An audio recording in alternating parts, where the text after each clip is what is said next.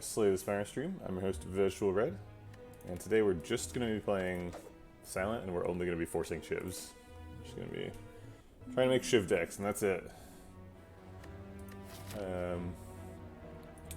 Could almost get an Elite Snipe, or Mega Elite Snipe, not quite. We could snipe this guy. Nails Lament's pretty good on Silent. There's two paths that have 2 fights and 3 question marks. There's this one and this one that both get a potential Elite Snipe with the same probability. So just which of these do we want to end up at is the question. Probably on the right. Gives us the possibility of 3 Elites in the act. Or we could go out and do fire, or do a what we call it, shop. Get a fire here, although we did a fire on the other path as well. And yeah, get an extra fire here maybe. Seems okay. Let's do it.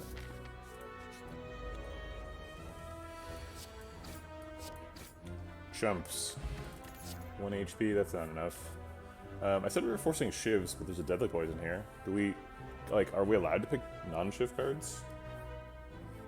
I'm a little bit unclear about what forcing Shivs looks like. I think I'll take a Deadly Poison.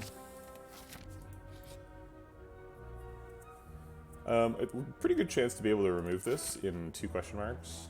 So I think I'm going to take a Relic. Uh-oh.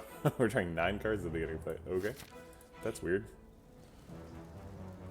Let's trade some health for gold. I think we're probably going to this shop. Actually, on second thought, if we don't do this, we have a much higher chance of getting 3 elites. I'd like to get 3 elites. It's only 40 gold. Not a huge deal. Alright, this is a fight, so we're not sniping the first one, which is kind of bad. Backstab is a 0-cost attack. Seems like a Shivy kind of thing to do. Plus we draw 9 cards on turn 1, so having a 0-cost card guaranteed is pretty good. Alright, here's our last Nails Lament proc.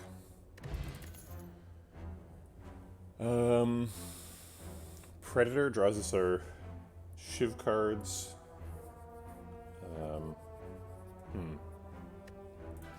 Predator's bad with regret.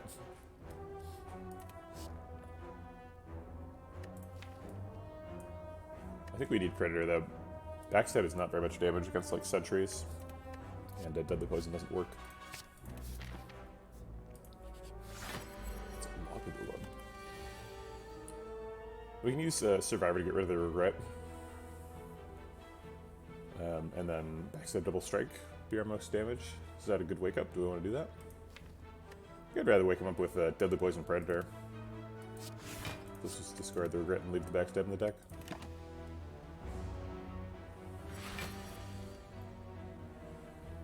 This ain't bad either. But then it leaves me wanting to play Deadly Poison Predator next turn and not being able to, so I won't.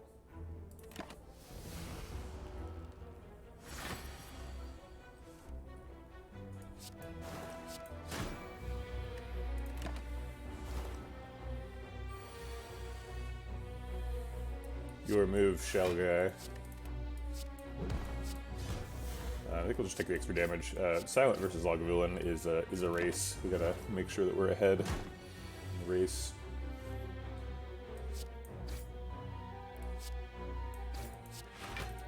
Not too much regret damage, but the main cost there was the card draw. Card draw is pretty expensive. Oof. Neutralize keeps us alive. It's nice. We're gonna need that Deadly Poison to pull off a miracle here.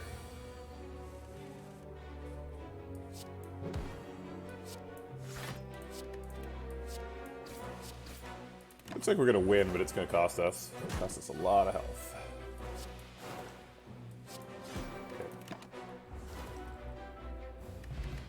Okay. A shovel. So we want campfires now. So probably going through this elite and then here to here. Or maybe through him anyway. Crippling Cloud seems good. I'm really failing to force these Shivs. I'll be right back in just a second.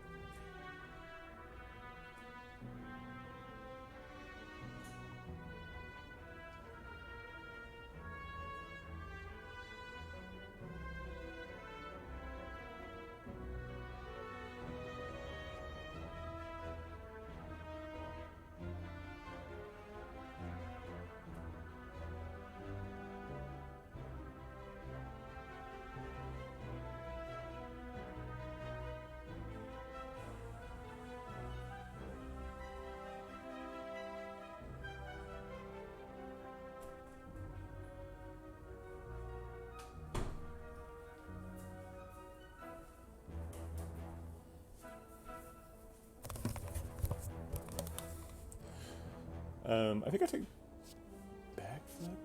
That's crazy, right? We have to take Crippling Cloud. Okay. So Tony Puzzle's nice. It seems like we should probably rest, but maybe if we dig for a relic, we could find some Shiv stuff. Yeah, let's rest. Hey, Ninja Scroll, alright. So we're like way overdrawing on turn 1 now, but that's okay.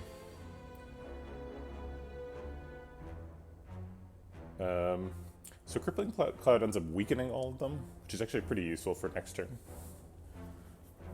So I think I'm going to spend the energy on Crippling Cloud, Deadly Poison, and then do all the Shivs.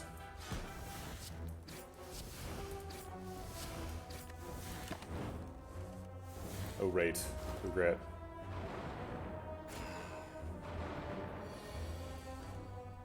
Okay, so Predator kills him. And then I think we just defend.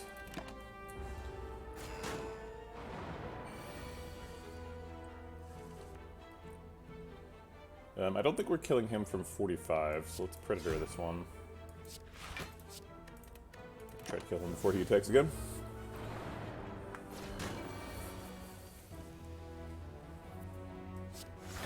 Double defend Deadly Poison.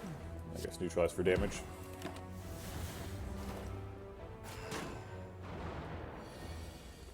We did not kill him before he came back around.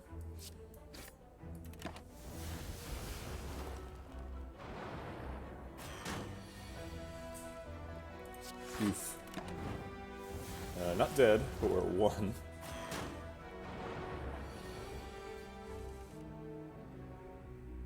We're actually going to strike him and double defend. He's dead to poison next turn, so since we can block out, no reason to attack him.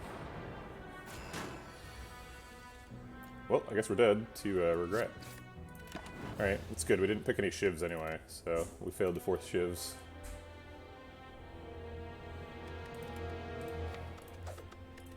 Alright, give me some Shivs this time. Almost certain that we're taking Lament, but let's at least look at the pathing first. Actually, there's no Snipe path here at all. Honestly, I think I'll just take Lament just to make the 4-fight path that I am forced on easier. I guess this is a 3-fight path. This guy. And that forces us to a Mega Elite. Seems sketchy. Alright, so we'll do the 4-fight path that leads to this guy. And maybe these two. A lot of fires here late.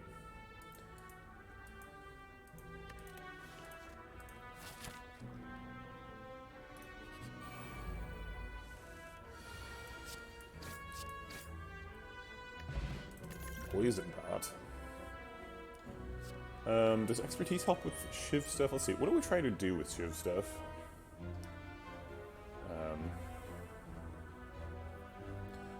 Is discarding good with Shiv stuff? Because you can like discard a Shiv, and that's kind of neat. Oh, there's that card that discards your whole hand and gives you Shivs to replace it. But that's a rare, and it's hard to combat that with Sneaky Strike because you've discarded your whole hand, presumably including Sneaky Strike. I think I'll take Sneaky Strike anyway, just because it does a lot of damage. Sometimes we can pair it up with Survivor.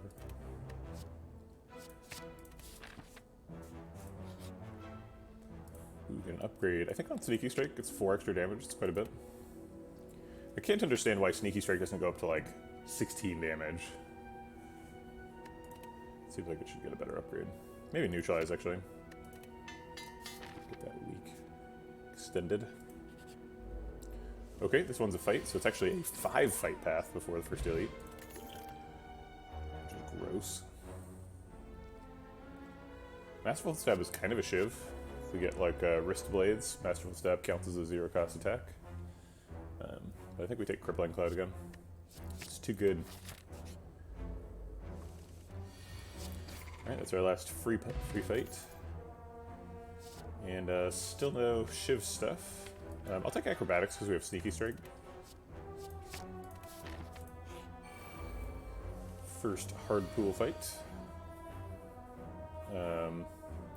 It's probably Survivor, Sneaky Strike, Neutralize, Crippling Cloud. It's quite fair.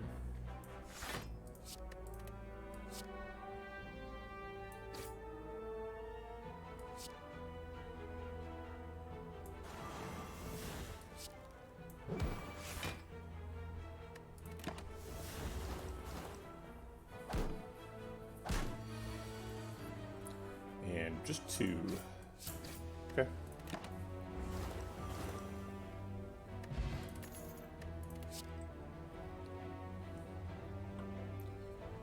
Eviscerate. It can cost 0. We have Sneaky Strike and Acrobatics already. It's hard to imagine discarding 3 cards in a turn, though.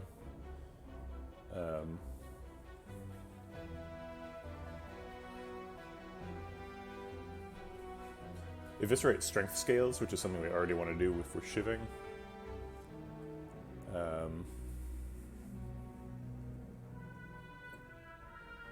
Just take a dagger throw, though. Attack Pot's probably better than Liquid Bronze. Alright, another hard pool fight. Mercifully, a fairly easy one. Let's triple defense.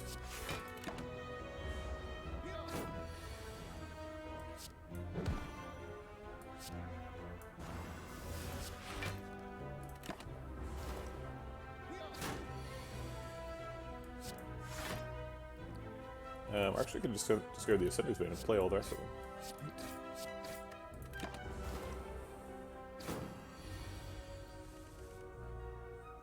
them. Not lethal, so I guess we'll block out, do a little bit of damage.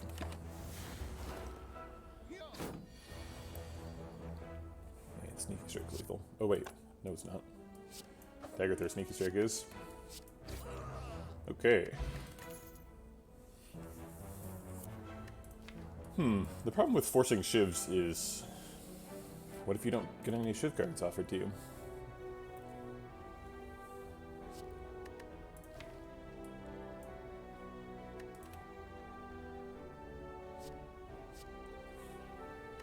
I think we're okay for damage. We got Sneaky Strike, Dagger throw. Let's see, who's our boss here? Automaton. Poison's really good against Automaton. Take poison. These guys again.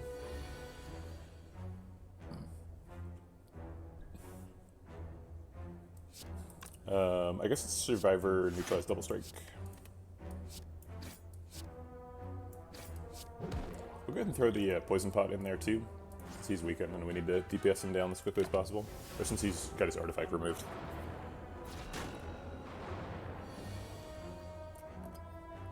Alright, he's at effectively 13. So we can kill him with the 14 damage from these, or the 15 damage from those. And Deadly Poison isn't very effective currently. So I'll defend instead. Keep 5 health.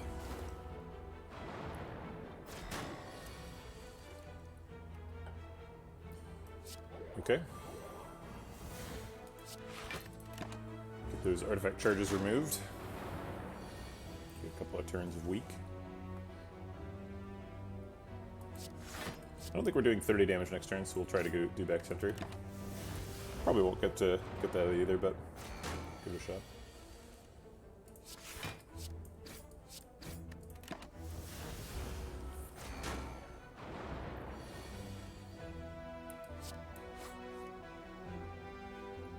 We could probably get that much damage with the attack pot. Yeah.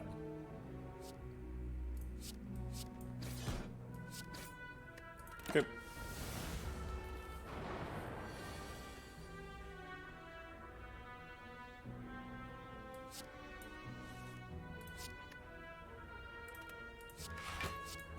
Okay, take 5, develop some poison. Then the poison does way more damage than strike there, so skipping it.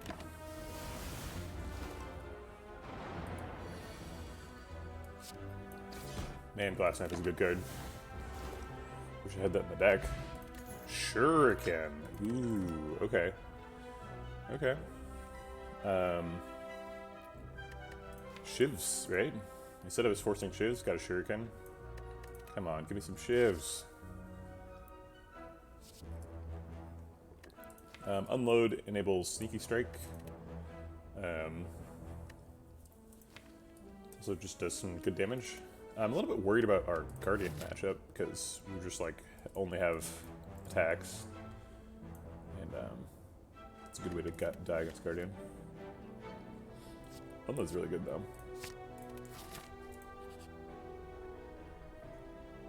I'll go ahead and heal for 16. No.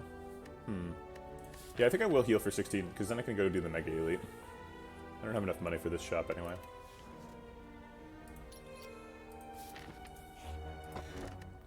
Calipers, that's weird. Alright, let's do Mega Elite. Regenerating Lagavulin. Well, that is really, really bad. That puts us in a lot of trouble. Alright, start with the Dagger Through. I think it's going to be Dagger Through Crippling Cloud. Yeah. Not a great wake up, but we can't miss the poison. Hey, Cold Warden.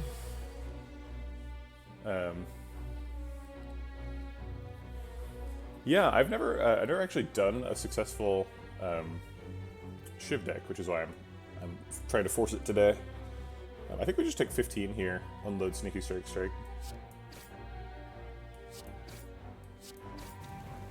I guess we should have defended before that, huh? Oh wait, no, that didn't work.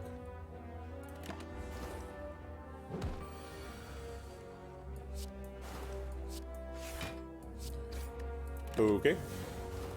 Got that 1 strength from the Shuriken. Hopefully we can make it count.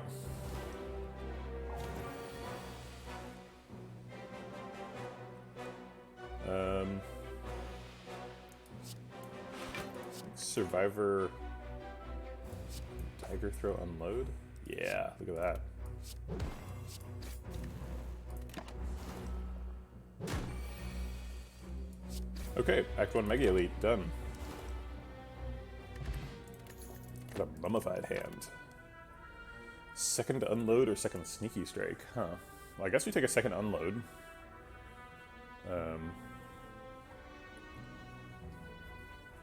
We've got a lot of, suddenly we've got a lot of discard enablers, which is kind of weird. Maybe we pick up like a Tactics or something.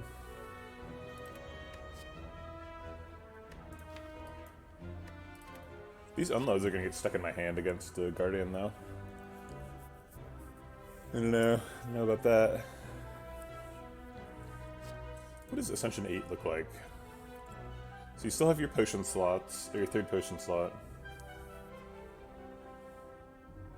Ascension 15 is kind of a bad one.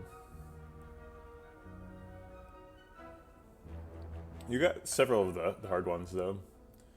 Normal enemies are tougher. Start each run damaged. Start each run cursed. Oh wait, no, start each run cursed is 10. I guess we'll take a second unload. It's just, it puts us in a very interesting spot where we've got lots of discard stuff happening. I would like to see what that looks like. Alright, I think we're going to rest again. Given that we're at 14, and we can fight another elite here. Alright. I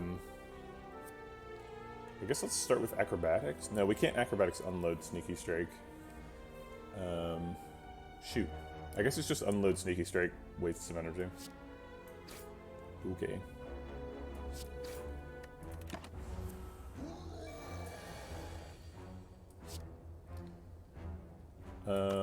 He's hitting for 8 and then 24, so he's hitting for 32. So if we don't Deadly Poison, we survive the first attack, whereas if we do Deadly Poison, we don't survive the first attack. Also, if we Deadly Poison, we don't get a Strength proc.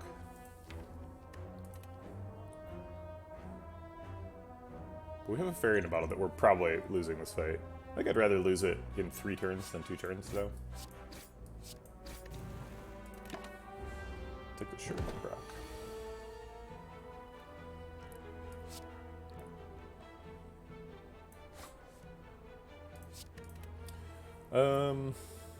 If we Crippling Cloud, his damage goes up to... Okay, so his damage starts at 16, and it's 24 now because I'm vulnerable, so it gets an extra 8. So if we Crippling Cloud, his base damage goes from 16 to 19, and then 19 times 1.5 times 0.75 is 21 damage. So he would do less damage if we grip like that.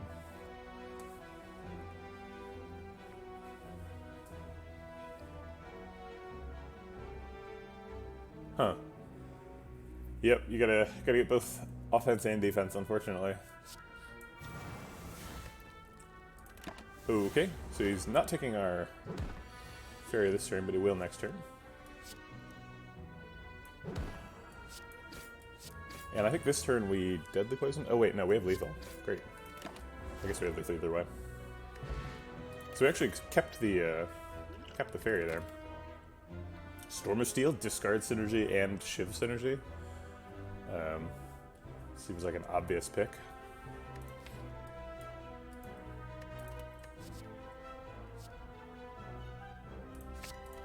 Wow, this is one of the rare runs where like a what is that card called? Like Tactics or Strategy would be bonkers. Because we have 2 unloads and a Storm of Steel to discard it. We could rest here and try and save the fairy, or we could just dig and get a relic. Trading a fairy for a relic is pretty fair. It can't be Gremlin Knob again. If it's Lagavulin again, we might die even with the fairy. Alright, let's rest. As much as I want to dig. Okay, we definitely want to wake him up with poison, so we can do that right now. Excuse me. It would be really nice if we got a strength proc on the turn we woke him up, which we're not currently doing. So I think we're actually going to wait for that. Crippling Cloud will be okay later. I will go ahead and neutralize it because it stacks up a week. Could theoretically be useful.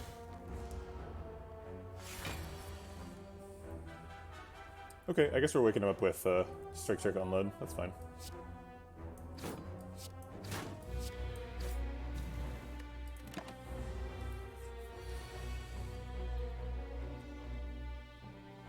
Alright, Deadly Poison, Storm of Steel, I think. We need like that Tincture. Tough Bandages, or one of those two. Alright, he's taking our fairy no matter what we do, so might as well unload Sneaky Strike.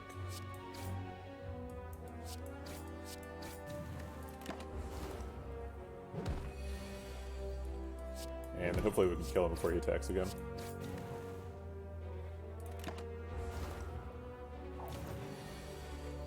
Yep. Cool. That's not too bad.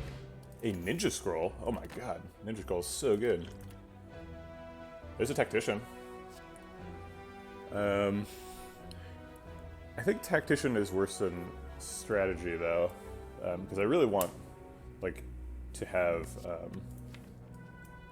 these, like, draw me a card. Not give me an energy.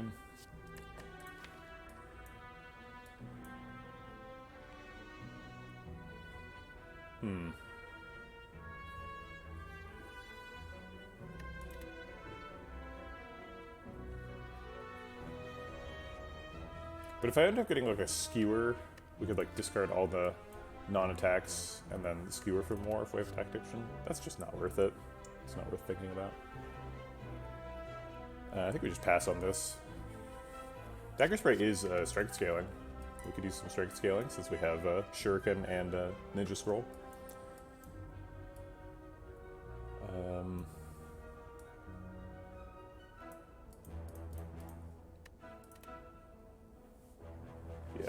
Dagger Spray is really good at Act 2. I'm just worried about this Guardian fight, though. We haven't picked any defensive cards, and we really, like, need some. But these aren't defensive cards, so there's nothing we can do about that here. We'll take Dagger Spray. It's kind of greedy, but it might work. I think we need to rest, just because we don't have any defensive cards at all, so we're definitely going to take some damage. And we lost our fairy, so...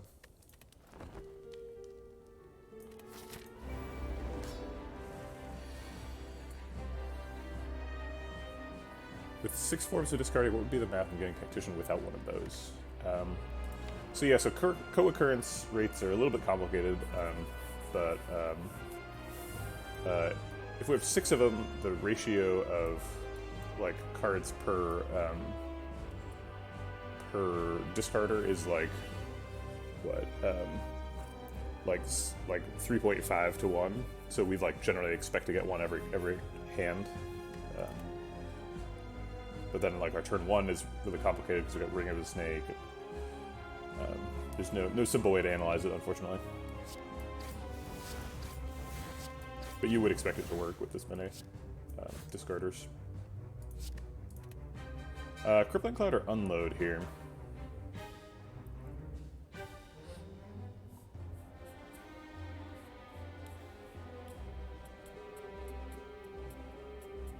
I think Unload, the Crippling Cloud, the weak from that is really useful.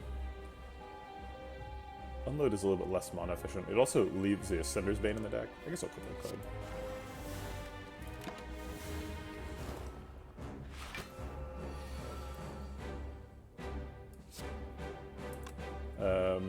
Strike Unload is 22 damage. He is at 23, so he's reversing.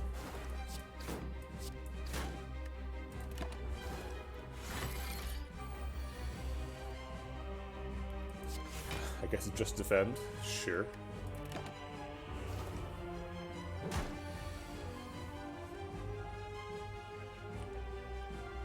We could Acrobatics to get a bunch of cards, and then Blessing the Forge to upgrade all those cards, and then Storm of Steel for a bunch of upgraded Shivs. Unfortunately, we would take a bunch of damage because he's got his armor up. But it's a fun idea.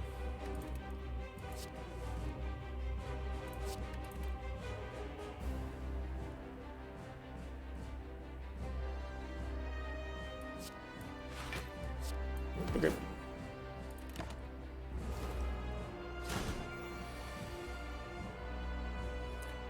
Alright, he's attacking for 12, we can only block for 5. Dagger Throw, Sneaky Strike is pretty much always happening. So let's do that first. Oh good, okay.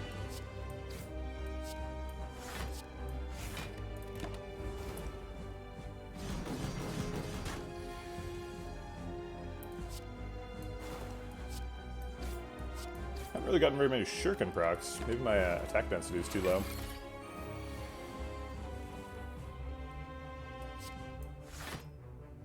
I guess I could get one here.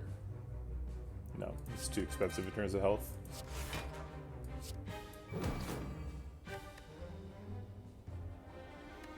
Zero damage for 2 health.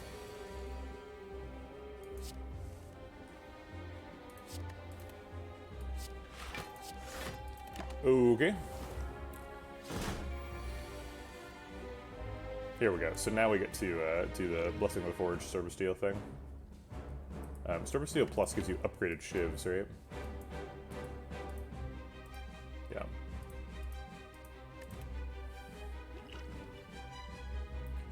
And then we take 20 and die. That seems bad. So I guess we Blessing of the Forge defend Storm of Steel.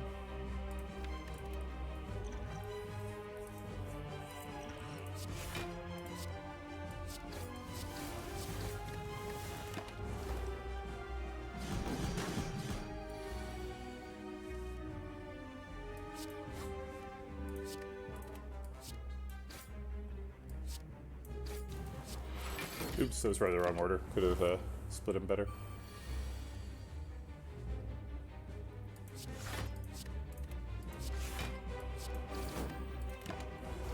We're gonna need to find a source of weak next turn.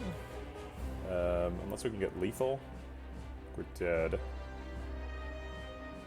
I don't think we can get lethal either.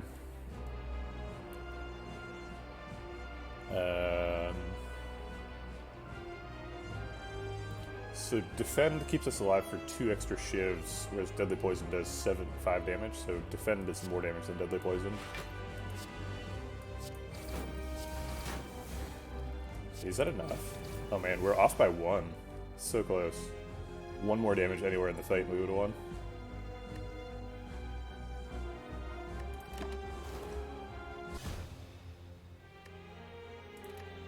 I bet there was one more damage in the fight. It's pretty rare that you play a fight actually perfectly.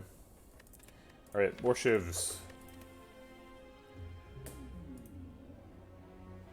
Oh crap, we made it to the boss this time. We have to make the hard choices. Let's take a look at pathing. We can do 5 fights in a Mega Elite. Yikes. Probably 3 fights, 2 question marks, or fight question mark. Wait, no, that doesn't work. Oh yeah, we could do this way.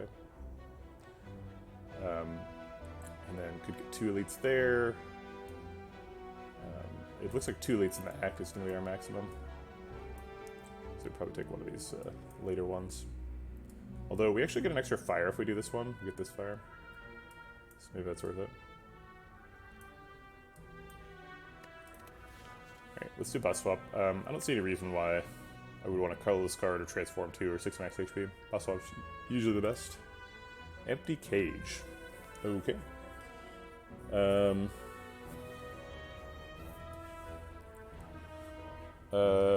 Let's remove 2 strikes so that we have room for adding Shiv stuff. Is that? No, that's irresponsible. That's wrong. Let's remove a strike defend.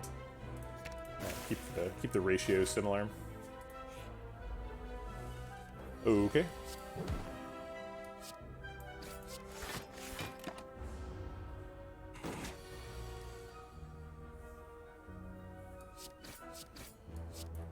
You've met your match, Joe Worm. I drew all my defends when you weren't stacking. I drew all my attacks when you weren't defending. Drat. You hit us for 7. Okay. Floor 1 Catalyst. Endless Agony is more of a Shiv card.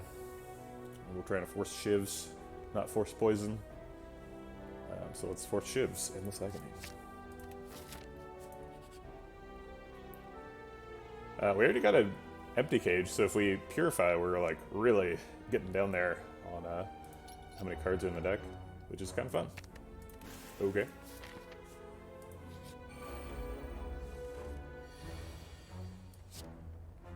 Let's strike one of them and then survive or defend. Might be able to finish him off next turn. 2 attacks. Yeah, and the second that does it.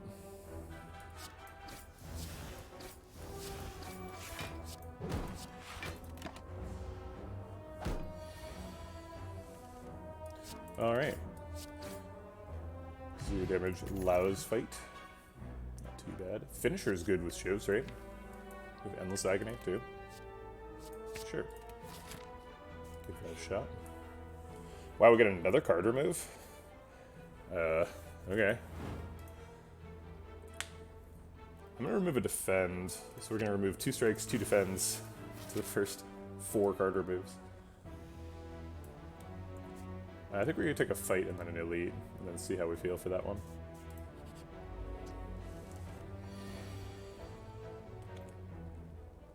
We can do 12 damage with these 2, or we can just block out. I think I like blocking out.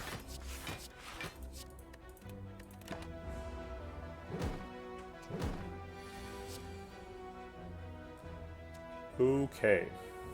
8 plus 6 is 14, it's a little bit short. 12 plus 3 is 15, that's exactly.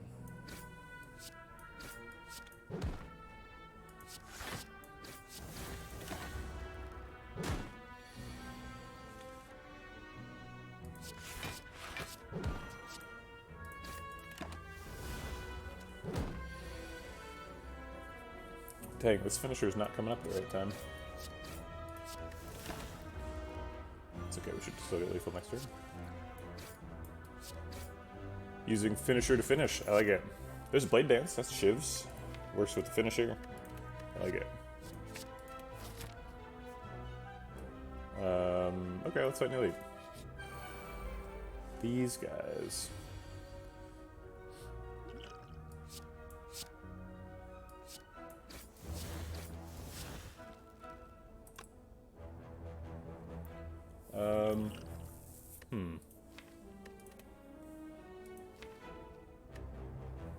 I think once we draw Finisher, hopefully Finisher and Endless Agony at the same time, we'll use the Liquid Memories to get back the Blade Dance, get some extra attacks.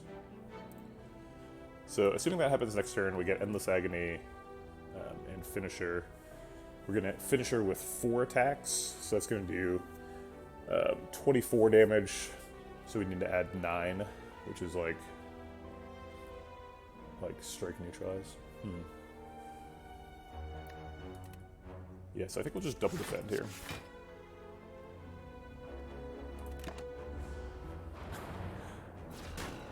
I really don't get the Apotheosis hype. Everybody's always very excited about Apotheosis, but it's like, it's fine. But like, you don't want it from now, because when you're at Meow, like, you don't even, like, all your cards are currently unupgraded. It's true, but like the value of upgrading your strikes and defends is not super high, and like, if you get a bottle of Apotheosis, like, great. Now what do you do at your campsites, right? Because if you're having a successful run, most of your cards, most of the important upgrades you'll get. Well, that's disappointing, getting Finisher in the last 2. So I don't think we're going to be able to kill that Sentry. So we've got 8, 14, 17, plus 8 is 25 damage for him, so we're off by 8. Well, shoot. Okay, well, let's use the weak pot to block.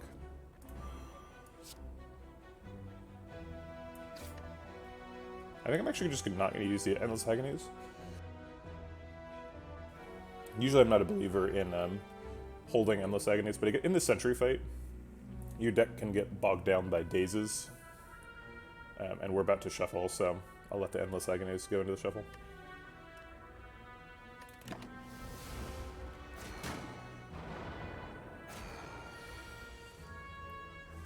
Yes! Okay.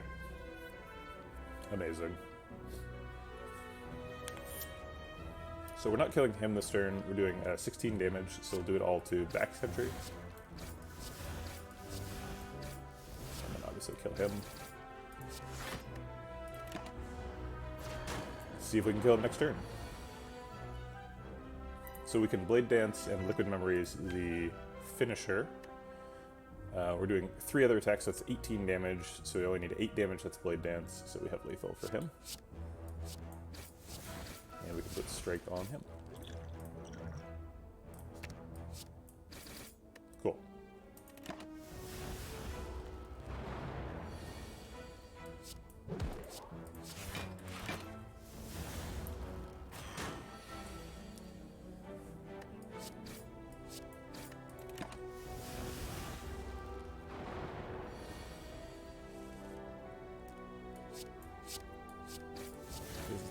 Right? Yeah. Okay. Strike dummy. Huh.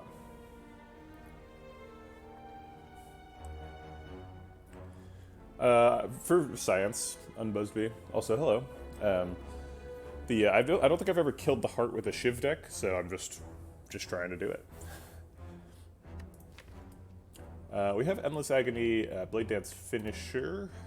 Does Bullet Time help that? It kind of does. If we can get an upgraded Bullet Time, we can draw a bunch of cards and get a huge Finisher.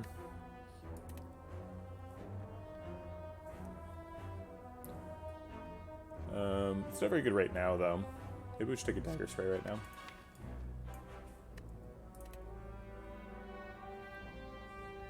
Yeah, if you get Kunai and Shuriken, you're in pretty good shape.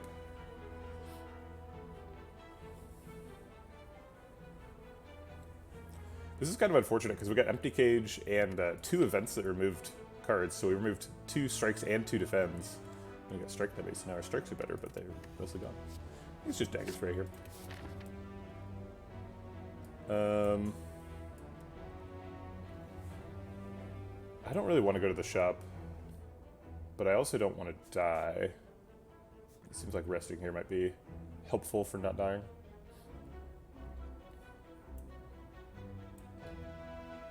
Like, do we ever win this elite fight after this hallway fight? And then, like, make it to this fire? I don't know if we do.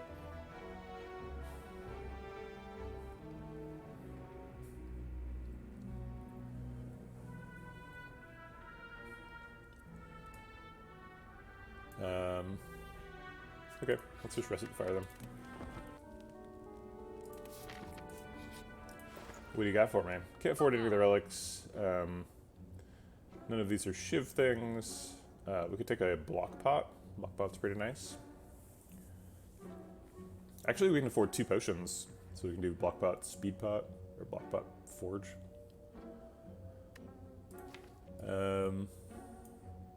Finisher's got a pretty good upgrade. I kind of want to get that forge.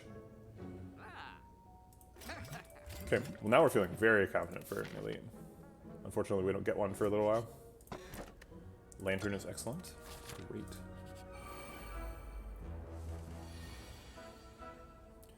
There goes the block pot. That's okay.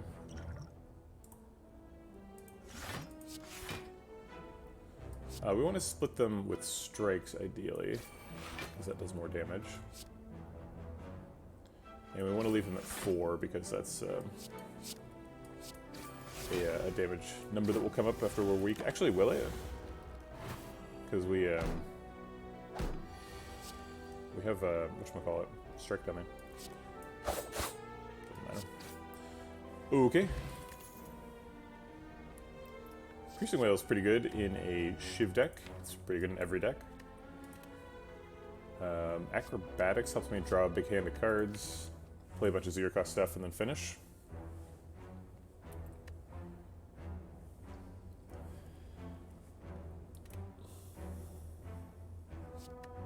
Who's our boss? Guardian again. Well, Piercing Whale is pretty good against Guardian. I think I'll just grab a Piercing Whale. More question marks or more hallway fights? I think more question marks. Fighting the light. We actually do need some upgrades. Finisher upgrade, Blade Dance upgrade are really important. Dagger Spray is pretty good. Neutralize, Piercing Whale. I think I will fight the light. I think we still win the elite fight, probably. Ooh, 2 strikes. Well, those strikes hit really hard with Strike Dummy. Those strikes hit for 12. Those are double strikes. But is it enough? If we upgrade the Endless Agonies, they do 6 damage, so we get an extra 4 damage out of the upgrade. Doesn't seem worth it.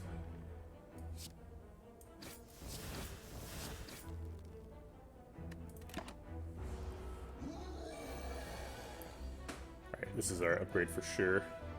Got the Finisher and the Blade Dance in the same hand.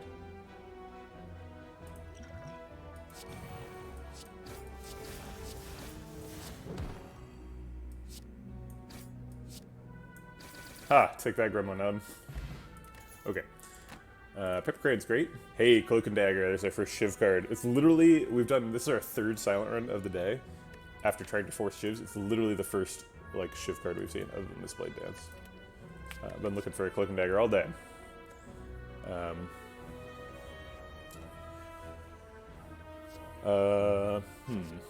Yeah, let's take a Cloak and Dagger. Why not? Scoured by Flames, so that's sentries. I want to fight sentries. We did just get a perfect Gremlin Knob. Ooh, Dagger Spray, Piercing Whale. I don't know if we're surviving that. But we don't necessarily fight them. Ooh.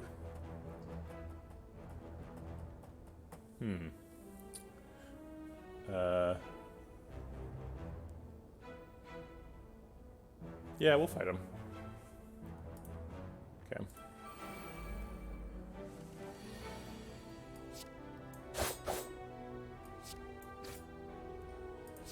Do we neutralize to remove an artifact charge or to do damage? Piercing Whale says remove an artifact charge, but we want to remove an artifact charge from this guy, so it's remove it and do damage.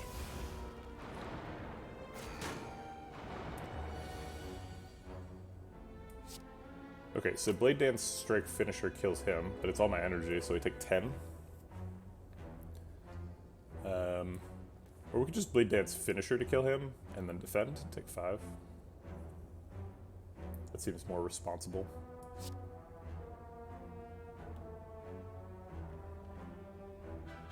It's not very efficient, though, because this does 12, and then we have to use both Shivs, so we're doing 20 damage. I guess we're only wasting 2 damage.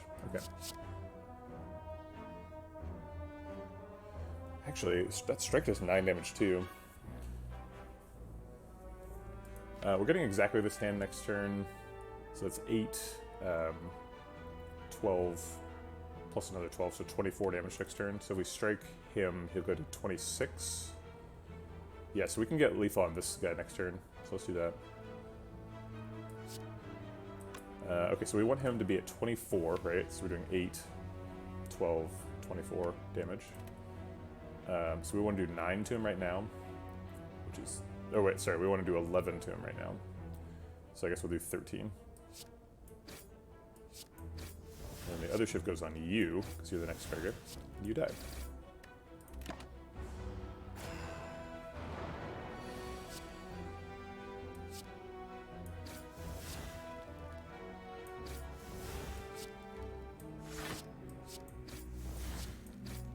And I think we'll Piercing Wail just to get it out of the deck. It's not ever going to be useful, unfortunately.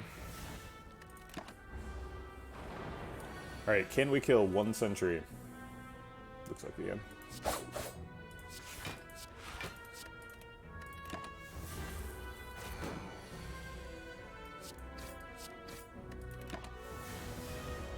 Six damage. Yes.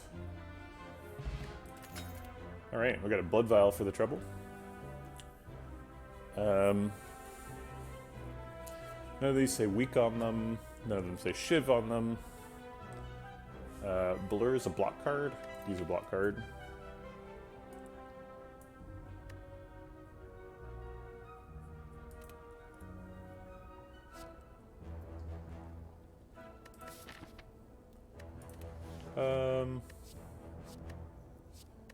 We really didn't bring enough block to guard in last time.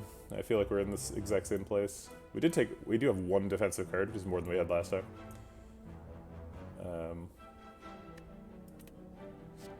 Sure, I'll take Blur. What about Quick Slash? Lose 11 HP. Quick Slash is fine. It doesn't do a ton. It definitely helps set up Finisher for sure. I just think we probably have enough attacks. Put Shiv back into rotation. Now that I do not know what you mean.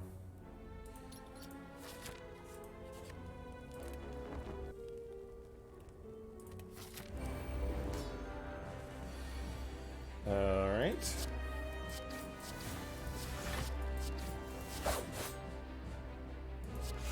Cool, we get to keep the block.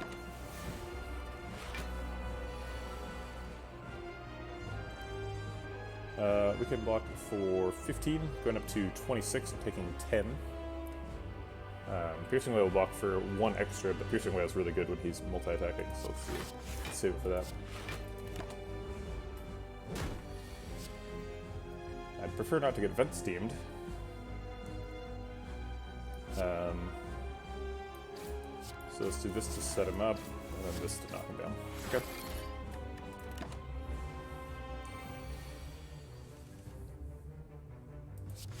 Maybe you've confused Quick Slash with, oh shoot, it's not called Headbutt, the one that draws a card and discards a card. It's not Flying Knee either. Had it in the last run.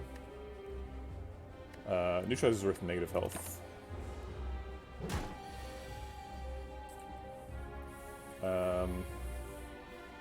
Let's do like Piercing Wail, Cloak and Dagger Finisher, is that worth it?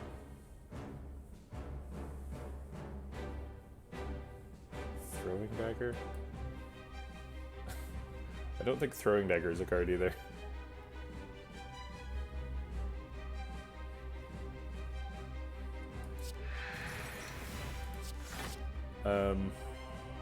Yeah, so we're currently taking 4. We could play the Shiv to get it out of the deck. And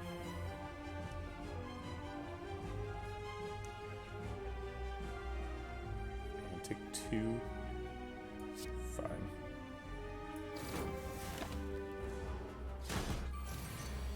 Fine. Yeah, no worries. Defense Survivor Blur blocks out almost. Take 2 again. Alright.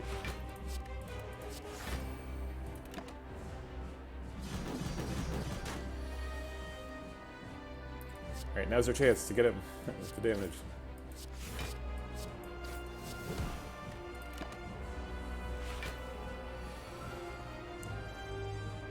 I hope this is enough damage, because I can't block for 36, so let's just take the max damage and hope it's enough.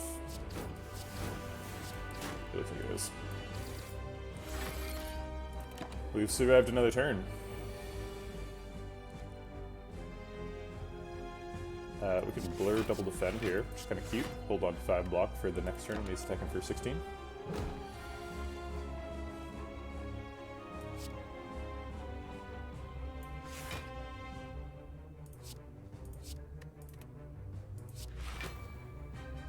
I guess I'll hold on to even more block.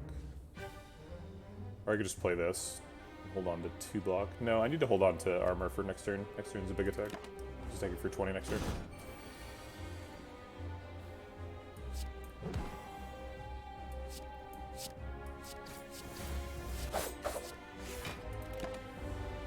Okay, thanks to that blur, we finally managed to fit in some damage.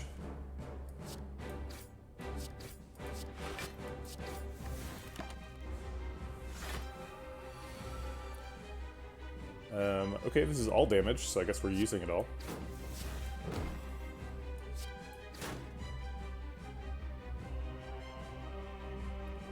We go through his armor, so it doesn't matter which order we played him.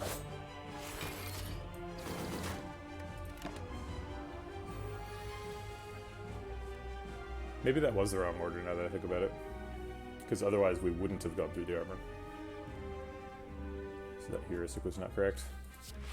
Alright, let's save up some block for next turn.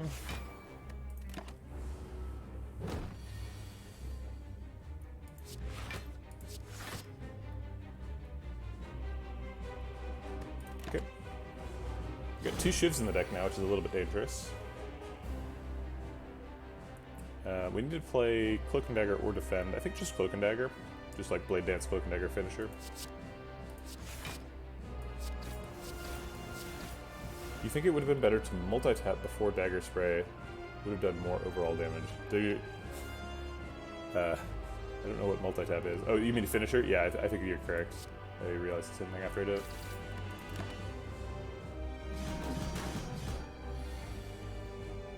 Yeah, my heuristic is if you're going over his block, if you're like breaking his block after the thing, then it doesn't matter the order because like you're going over the block. So no matter what order you do it, it's going to add up to the same thing. But if I had done it in the other order, we would not have gone over his armor. So the order didn't matter.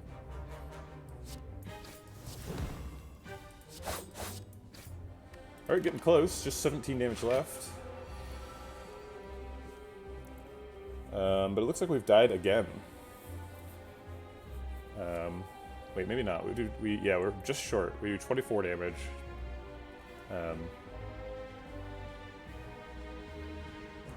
Yeah, Christian, I definitely understand and have explained this several times now. So 26 is more than 24, and we are dead again. Maybe I miscounted the block and we have enough. Let's just play that, see if it is. Nope, not even close. Well, darn. Yeah, I think if we'd done the dagger correctly, we would have died. Or we would have killed him, rather. No worries, on to the next one. Colorless card is sometimes good if you're forced into 4 hallway fights, same with 3 potions. Rare colorless card. Are there any rare colorless cards that are good with Shivs? None of them give you strength. None of them give you Shivs, obviously. It's a green card thing. None of the rare cards are 0-cost attacks.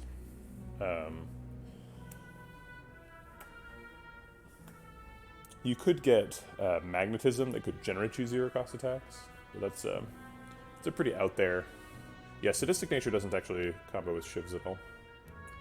We're forcing Shivs.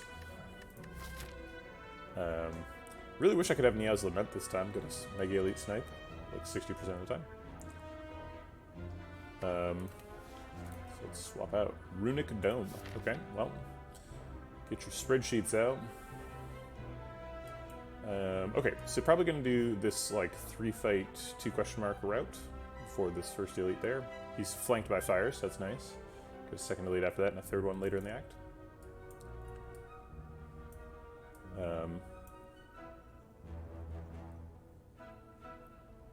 Cool to see some high Ascent gameplay. Currently working on 5 for all the different characters. Any tips on optimal defect pathing for Act 1? Always struggle with his weaker cards early. Yeah, so Defect, I would say, is not the weakest character in Act 1. He's probably the second weakest, right, after Silent. Silent has a lot of problems with Act 1. I think a big thing that you are learning around the Ascension 5 rank is that you need to pick attacks early, because Gremlin Knob will kill you if you don't pick attacks. So, like, when you start out and you see, like a claw or something on floor 1, or like a, what is it called? Like rip and tear or something. Like, you pretty much have to take that. You just have to take attacks, because otherwise your deck isn't going to do enough damage to kill Gremlin Knob before he kills you. That's my primary tip for Defect. So for Act 1 pathing, it's really important to manage your easy and hard pool. So when I'm saying things like we got our 3 fights and 2 question marks before our first elite, the reason I'm focusing on those 3 fights specifically is because we want to get the maximum value out of the early fights so that we can get attacks, so that we can actually kill the elite. And the first 3 fights in Act 1 are in a different pool, so these fights will be much easier than later fights. So later fights can contain things like Gang of Slimes and like Large Slime and a Slaver or something. But these 3 early fights are like a Jawworm or like 2 Lice or something. So you want to definitely take all 3 of these early fights. You want to take exactly 3 early fights if you can, and then probably 2 question marks, and then your first elite. And then after the chest, hopefully you'll have enough resources to fight 1 or 2 more elites, is sort of how I think about the pathing. And then after you're done with the easy pool, you basically want to dodge fights in Act 1. So you want to do your easy pool fights, and then as many elites as you can, up to 3. Usually you don't want to do 4. And then try and find question marks and fires outside of that. Jawworm. Okay, so we can't see what he's doing. He can hit for a maximum of 12. We have 4 energy, so it doesn't really matter. We're playing all the cards. Thanks for the follow, Amazing Drummer Boy. Can he do the 12 attack twice? Oh, you subscribed. Well, I really appreciate that. I thought that was a follow. I misread that. I appreciate the subscription as well. Thanks for the support. You now have access to some amazing emotes. Wow. I guess it doesn't matter what he's doing, because we are doing this. Okay. Neutralize limits his damage somewhat. Still a little bit worried about getting bit. Once again, doesn't really matter because we can play all the cards in the hand. And I would love to get lethal, but we're not getting it. He can be hitting for 17. So we will block for 18. I guess there was no point in attacking, but... Okay, we got lethal. Regen pot's nice. Okay, so we're forcing Shivs. So which of these cards is best for forcing Shivs? We'll set up his bed. Dagger, Throw, and Predator are both fine. I do like Predator quite a bit. I think we're going to take Predator. Predator is particularly good with zero-cost stuff. You get a bunch of card draw, get a bunch of zero-cost stuff, and you're good to go. Let's kill this guy and block for 10. I believe that's more than he can attack for. Maybe exactly what he can attack for.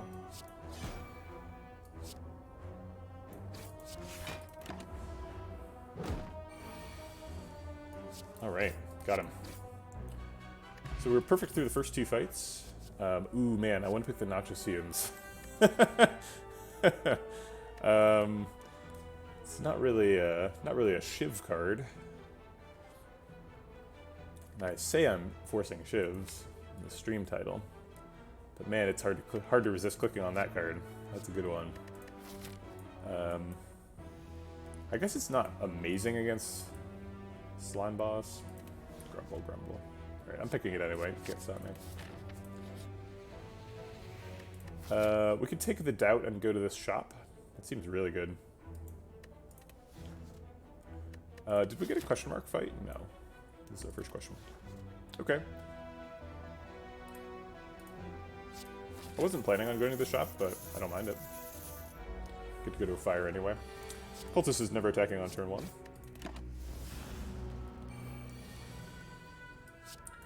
It doesn't really matter what he's doing.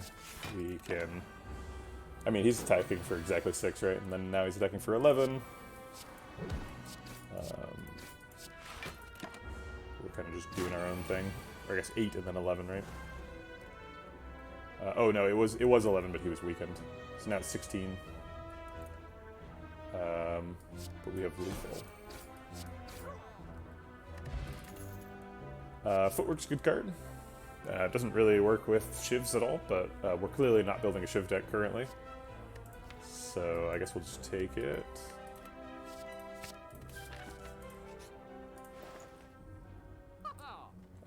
Okay, none of these cards are Shiv cards either. We definitely want to remove the Doubt. Let's do that before we forget, as I am wont to do. Strange Spoon is quite bad with Shivs, because you don't want your Shivs sticking around. You want to use them and have them be gone. We could buy a bomb. Excuse me, we could buy the bomb. The only one.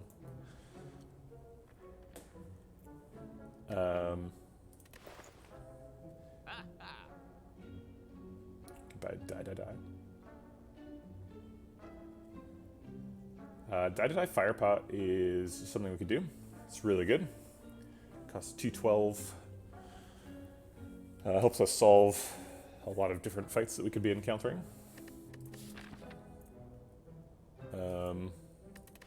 That's probably the path we want to do if we want to fight 3 elites. I think we want to fight 3 elites, so I guess it's those 2. Sure.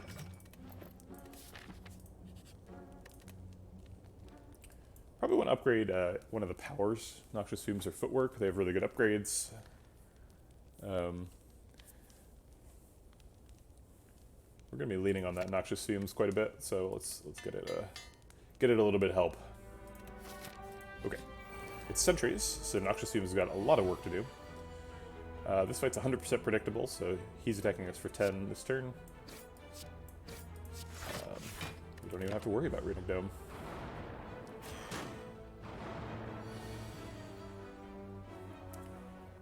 I think it's probably Noxious Fumes, Predator, Firepot, Survivor.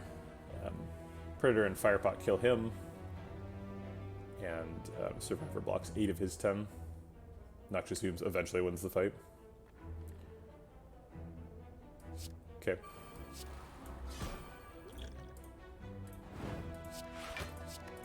You can drink the Regen Pot too.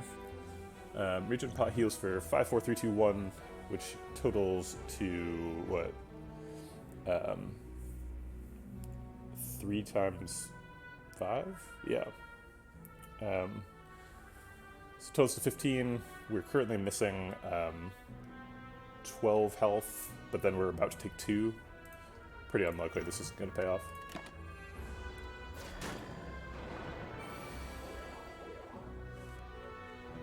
Oh no. That's too bad. This run is going very well. Although we haven't found these Shivs, so I guess I can't say it's going well, because I'm trying to force Shivs unsuccessfully. Here we're taking a little bit of damage. Just gives me a little bit more headroom for that regen pot to work.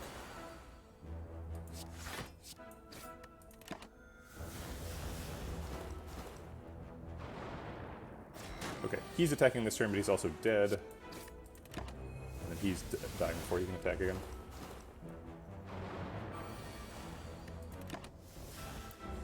Okay. He's Smiling Mask. Very well. Endless Agony is kind of a Shiv card. Works pretty well with Predator, I suppose.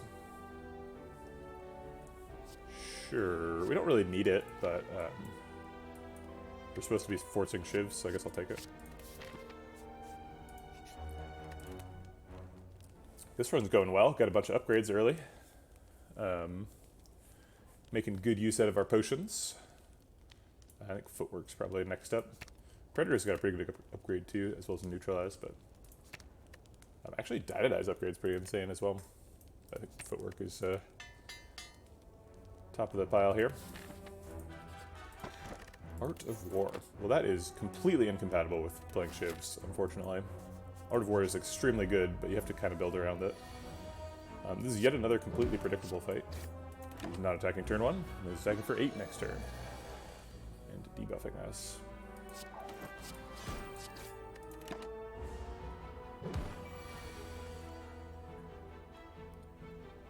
I've only got 4 energy, so we have to skip a strike if we want to play Noxious Fumes. Noxious Fumes is going to take a couple of turns to catch up to that strike in terms of damage. It does nothing the first turn, and then 3 the next turn, and then 5 the following turn.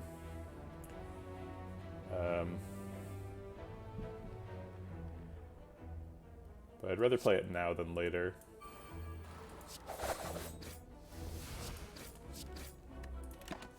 So we got it out of the deck, at least. Alright, Neutralize is great here. Saves us quite a bit of damage. And we're going to go ahead and defend as well. It makes his strength go up, but we're going to kill him next turn, so it doesn't matter. Blocks this turn, and that's the only turn that matters. A Potion Belt and a Flex Spot. Okay.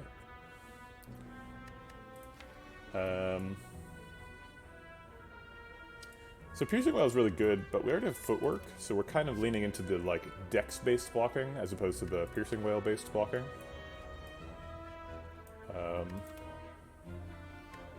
So maybe we just skip here. I could see Flying Knee too.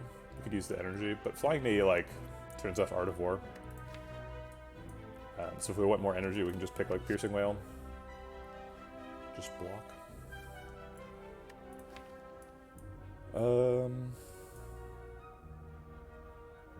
This is a very odd deck, because after the first shuffle, the Endless Agony and the Die go away, so we've really only added, and the powers both don't continue to be in the deck, so we really have only added a Predator to the deck. Other than that, it's just the basic deck. Piercing Wail also exhausts, so it doesn't really change that equation. I can see the Piercing Wail or skip. We've got enough damage.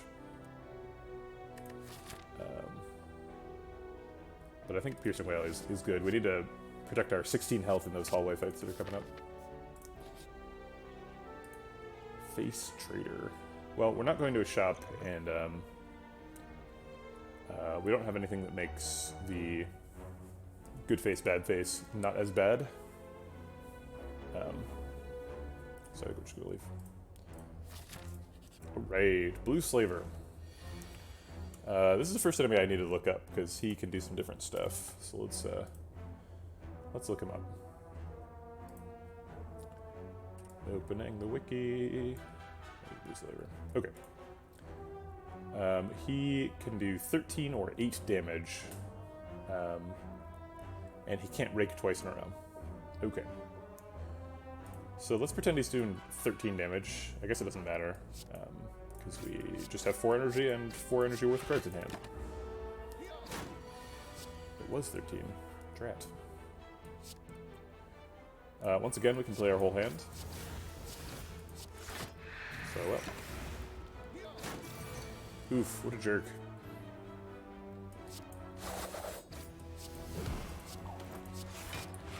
Just need to stay alive for one more turn. There we go. And he's dead.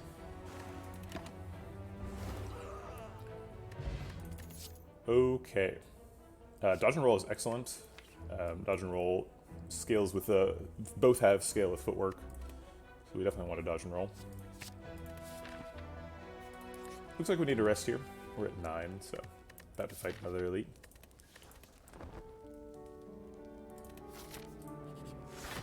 It's Lagavulin. Okay, we basically want to get both powers down before we wake them up.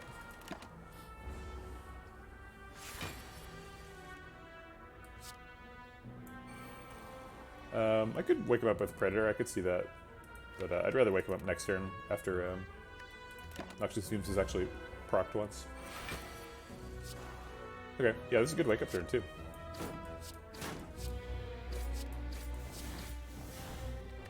You know what? I'm actually going to restart the fight and flex spot there. I didn't realize we had the flex spot. I forgot about it.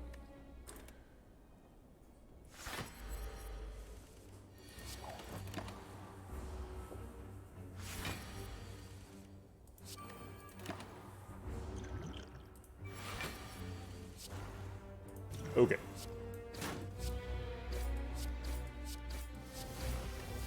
It's a pretty good flex spot.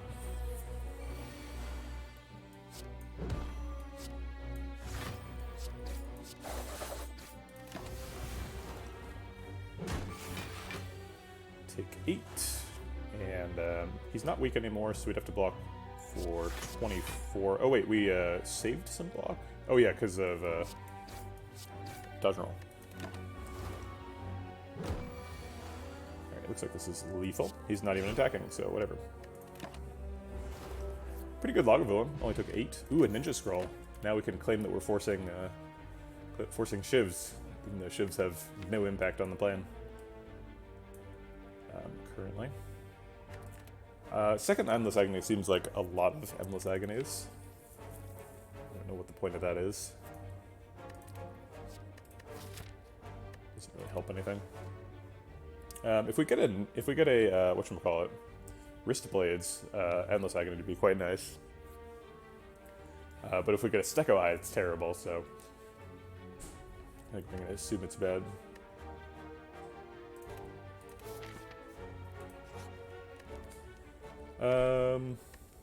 If we were gonna smith something, what would it be? Probably the Neutralize. Neutralize helps us survive the big attack turn. I think that's probably too aggressive. Okay. Turn 1 Noxious Fumes is excellent. Go ahead for those Shivs, I suppose. Alright, he does nothing turn 1. And then now he's preparing.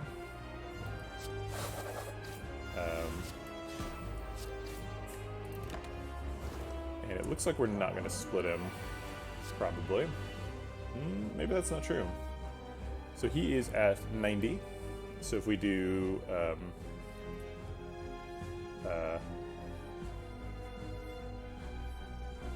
sorry, 15 damage to him, he splits. But if we do 14 damage to him, we could keep him alive. Seems like we want to split him. We can play all of the hand except for one card. I think we're going to skip the dodge and roll. No, we're going to skip the Ice Strike. So if we do 2 strikes, plus 2 Endless Agonies, that's 20 damage. So we're doing 23 damage. So we put him down to 67 and he splits. It's not a good split. But we have Noxious Fume sticking. I think it's correct. We get to save a bunch of health. He hits for like 38, so I'd be at 1 if I don't split him. We could give up 7 next turn block for 6 AoE damage. But the next turn block makes me feel a lot safer.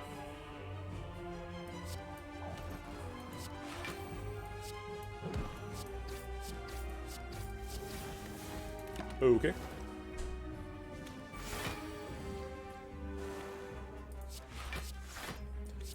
The Spike Slime is generally a little bit more dangerous. He hits a little bit harder. Also being frail is a little bit worse than being weak, especially when Noxious Fumes is doing a bunch of the damage.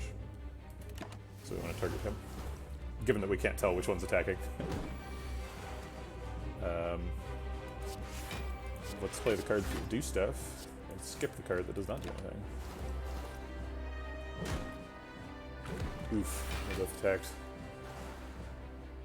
Alright, so he's taking, he splits at 33, and he's currently at 40. So we could split him this turn.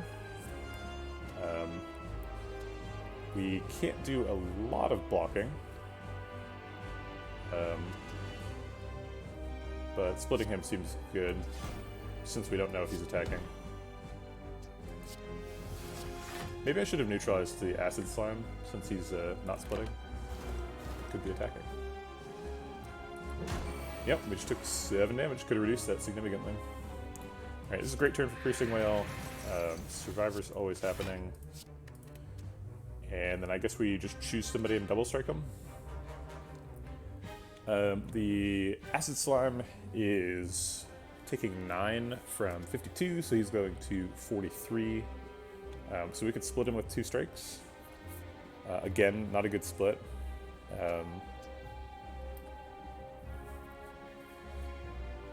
But we could definitely be dying this turn if we don't split him. I think we're going to take a risk here. We're going to put 1 strike into him. So he takes, let's see, he goes from 43 to 34? Wait, to 37. So he doesn't split. But then he like splits really well the next turn. And then put a strike into him so he dies soon. Hopefully don't die. Yeah, we're not dying. Okay, great. Yeah, we didn't even take damage. Okay, so let's put the strike into him to get a better split. Because he's split no matter what. And then let's assume we're taking a bunch of damage and block.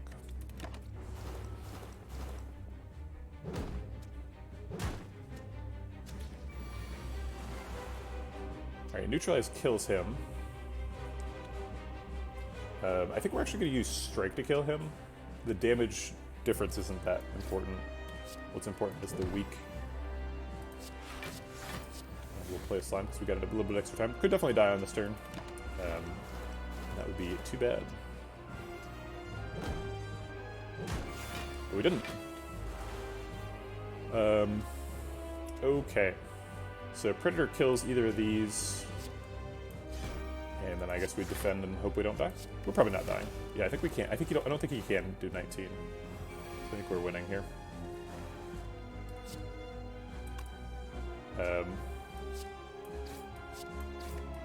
We finally escaped Act 1.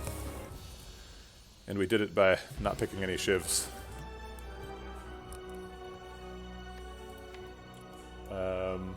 Corpse Explosion seems good. It's really powerful. Act 2 card. Should I just concede though? We didn't pick any Shivs. We do have Ninja Scroll technically, but...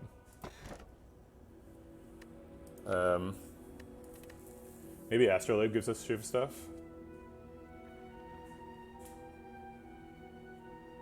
Alright, let's give that a shot.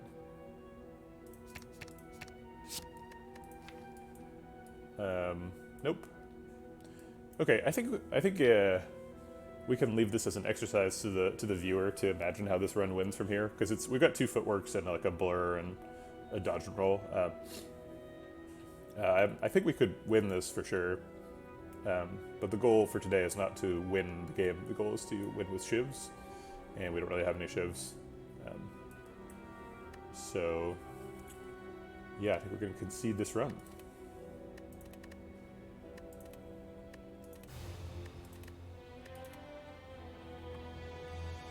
Alright, let's try again. Let's go some Shivs this time.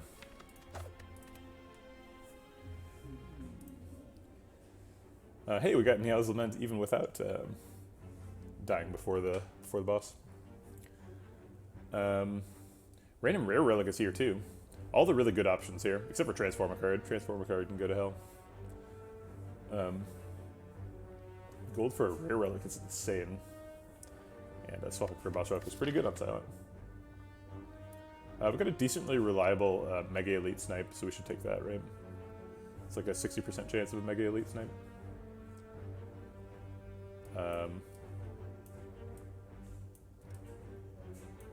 And then we can get 3 Elites in the act. Seems good. I do hate passing on a Rare Relic, though. Rare Relics are really good. No Shivs. I think I'll take a floor 1 quick slash if I must. Uh-oh, this is a fight. That means no Mega Elite Snipe. Accuracy, that's a Shiv card. It's up against Cloak and Dagger, but Cloak and Dagger is a common. Alright, let's pick Accuracy. We're forcing Shivs, so let's do it.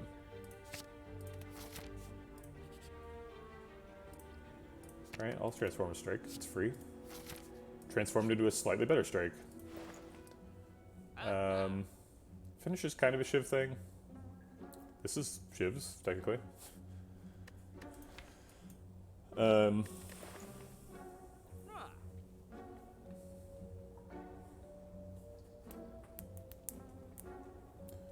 Let's see. We could card remove and potion? No, we can't quite afford that. We could buy well-laid plans. And then we'd have 40 left for nothing.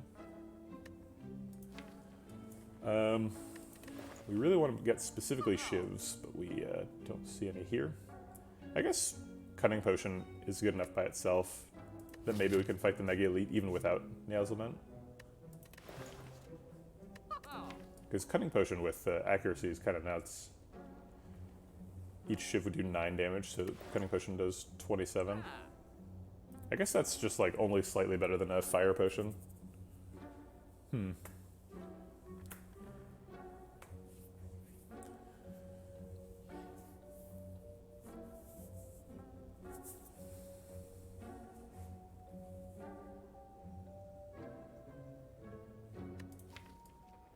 We have a Bane, so maybe we should buy the Poison Stab. Get that multi-attacking. So it's like Poison Stab card remove. Yeah, that seems really good, actually. Okay. Alright, let's go. Do we make any different pathing decisions now that we know Nia's Lament is not working? Oh wait, actually we can still make it work. We can assassinate this guy. If this isn't a fight. Okay. Are we going to a shop later? No. We just came from a shop, so no thank you. Okay. I'll take my relic, please.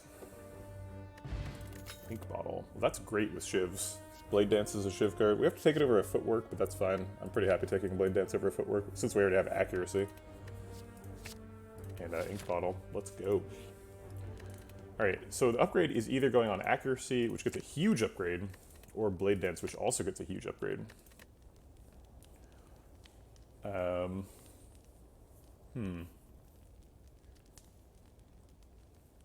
Dawi. Or, Dowell. How's it going?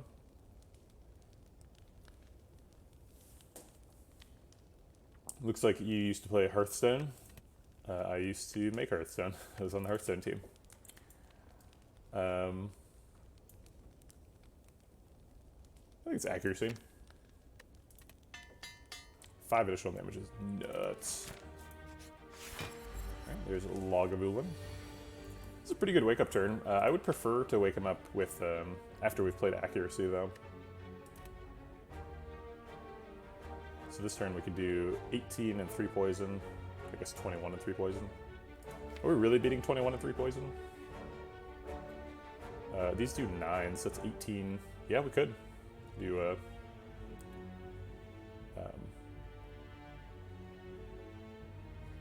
so it's 24 all told, and then this is 18, 26, yeah. Okay, we'll wait. It's weird that you just added me and didn't say anything. I don't know what to make out of that.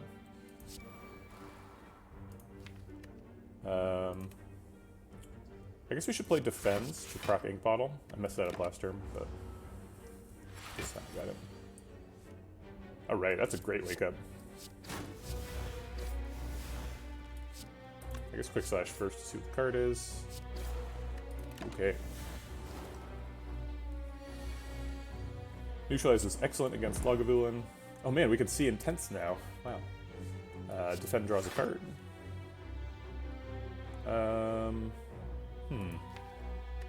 I think we can triple defend here.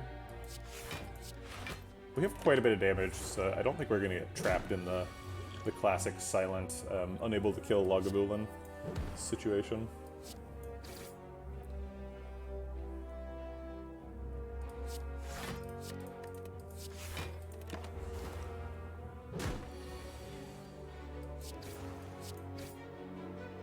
But I could be wrong. Uh-oh. I do not want to be famous. Goodbye. Let's slash first, see what we get. We don't have lethal, so I will take the health, right? It's only 3 health. Actually, no, let's take the poison. Oh no, I guess Bane is set up for next turn either way. Let's see, he's at 26 next turn. Max damage is just Bane neutralize. So this is 10 plus 1, 11. So we're not getting lethal next turn no matter what we do. So I guess we'll try to stay alive.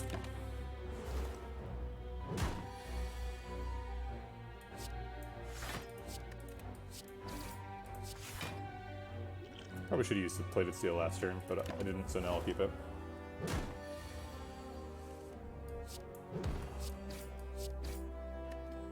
Alright, we're gonna need that blade dance here. There it is. Incense burner. Amazing. Burst is both really good and really good with specifically blade dance.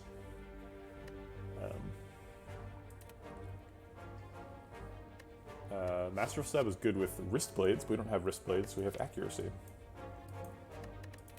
I'll take a burst, sure.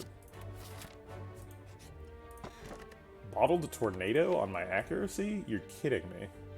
Yes, please. Uh-oh. Match and keep. Skier's not bad. 1,000 cuts is fine. Do I take an extra neutralize? I think no. Free 1,000 cuts? Yeah, okay.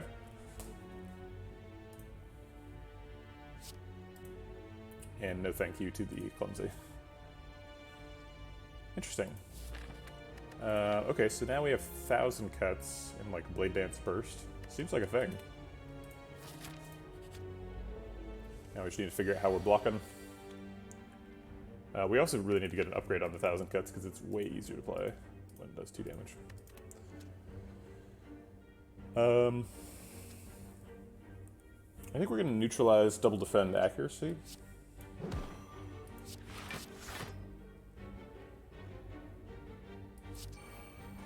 And then we'll go ahead and throw the plated steel in there too.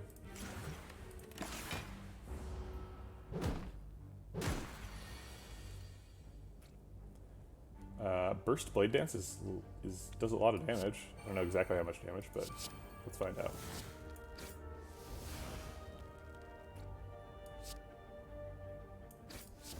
I guess we could have killed the acid slime and left the other slime alive.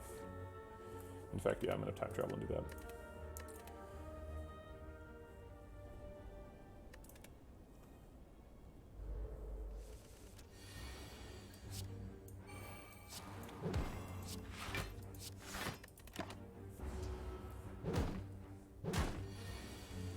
Oops, crap. I was supposed to use the essence system. Okay, so this does 36 damage, so we can do that all to acid slime. And then defend. 1.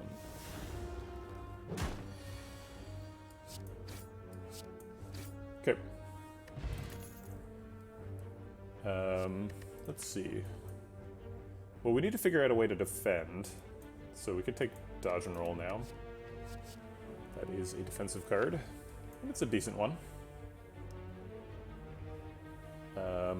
We want to play lots of cards, right? So we want like backflips. What do I think is the best silent build? The best silent build easily is like Wraith Form, Catalyst, Noxious Fumes, Deadly Poisony stuff. With like apparitions. That's like where you end up as silent a lot of the time. Part of the reason why I'm doing this thing today, where I'm forcing Shivs, is because like I pretty much never pick Shivs because they are so bad compared to the poison plan. Because the poison plan is really good. Calculated Gamble is pretty good for triggering 1,000 cuts a lot. I think we're gonna take dodge and roll now. We need some like actual blocks. So we want to get Incense Burner on 4 for Automaton. We can't really control how long this fight takes because he runs away, so we're also not there yet. So it doesn't really matter.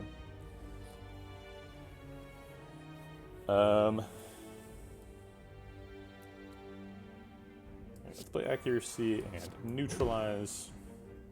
And then I guess Survivor Strike.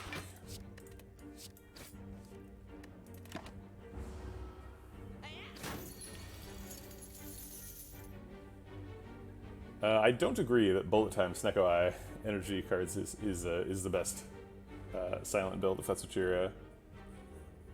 you're talking to RNG number generator. The problem with that is it's not. So there are some fights in the game where card efficiency matters a lot.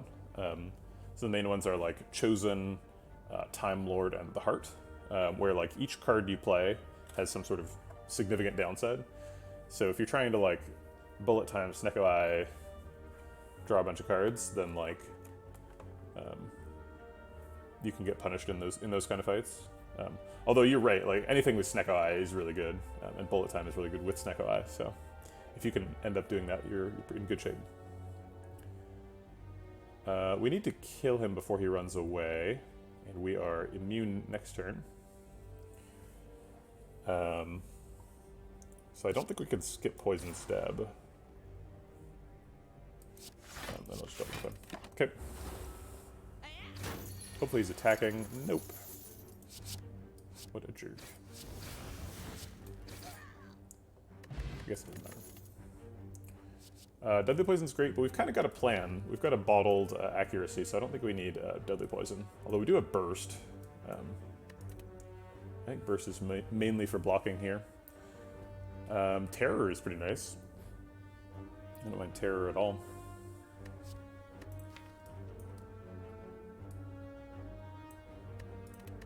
Okay. Just multiply all our damage by 1.5. Uh-oh. These slimy boys are here to mess us up. I think it's gonna be like 1,000 cuts Survivor here. And then maybe Essence of Steel. Let's see, what could we do instead? We could like Burst Survivor Defend. Burst Survivor Accuracy. I do really like 1,000 cuts in this fight, though.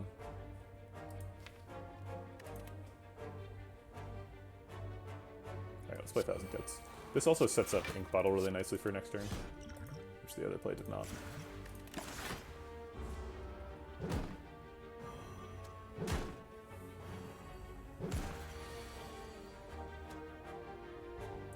Okay. So probably want to quick slash like this one, so he dies to cards. I guess we're playing 4 cards this turn because we have Neutralize, so we can quick slash him, and he should die. And then I think the cards are like Defend, Dodge, and Roll, Neutralize. I guess setting him up to die is probably good.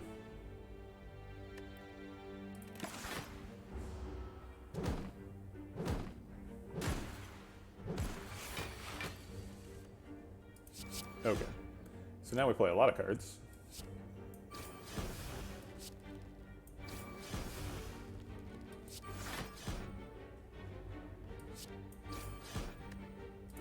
Okay.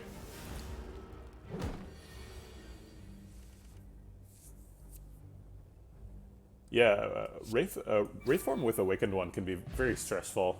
If you end up like Wraith forming in phase 1 of Awakened One, I had really good setups just like on accident there. Ink Bottle on 9, Incense Burner on 4 is exactly what I would have wanted. I just ended the fight because I wanted to end the fight. Yeah, but if you can pull off like Wraith form in turn 1 and then kill the Awakened One, it feels so good. Yeah, there's lots of tricky things you can do in the Awakened One fight. I think Awakened One is probably the most fun fight in the game for me. Because there's just lots of decks that can be like, okay, I'll just block everything he does and like farm him for like whatever Dex or something. We definitely want the Blade Dance. Blade Dance is the core of the deck. Oh no, it's a fight! All my setups are gone. Also, he might kill me. That's bad too. I guess I have a block bot.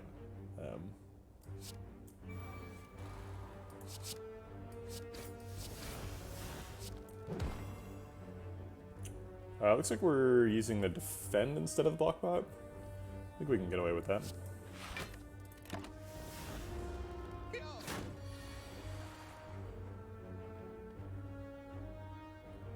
1,000 Cuts Blade Dance or Terror Blade Dance Dodge and Roll?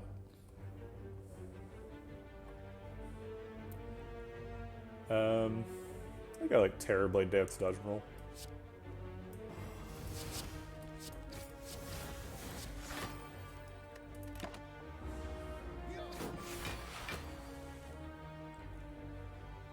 Okay, so now we have to do this stupid dance where we try to recharge Incense Burner.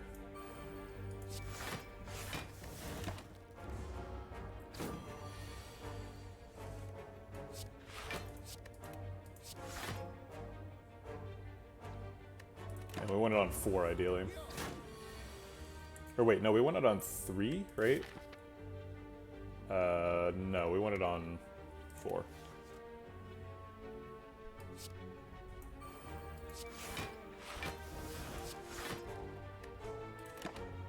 Looks like getting that and ink bottle set up at the same time is impossible. Or is it?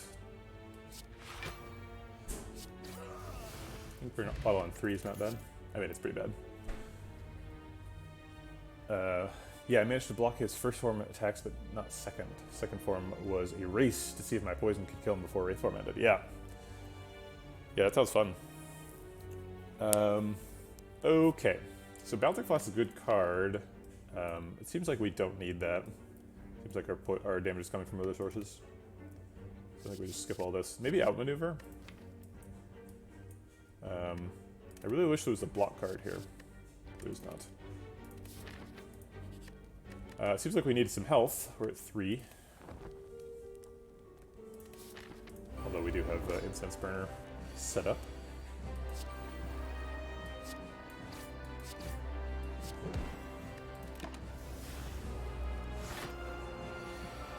Haha, you can't hit me for 36.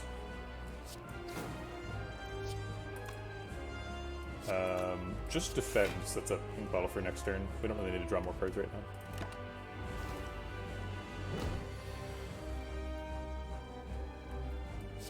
I think we're going to skip a Blade Dance to develop 1,000 Cuts. We have accuracy, but we need to get 1,000 Cuts up too.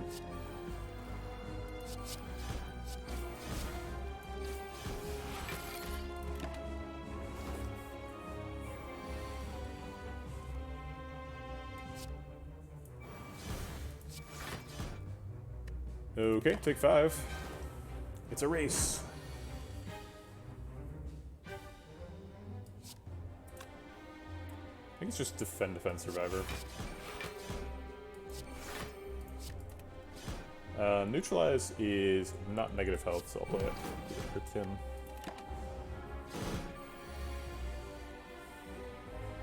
Alright, we can burst Blade Dance. I'm pretty sure that will break him, right?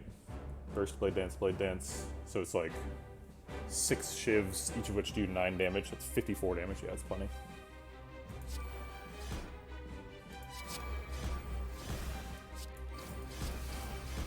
And they're actually all doing 14. Count the drum. We're going past his armor, so the order doesn't matter. And it's true this time. Okay. Defend Dodge is great. I wish I could play this Blade Dance, but doesn't feel right. Need to save that health. Although we do have Incense Burner proccing next turn, which is gonna be nice. So this turn we can pull off Blade Dance even though he's got damage recurring. Because we don't care about his damage recurring. I'm actually just gonna strike too. to get the damage in.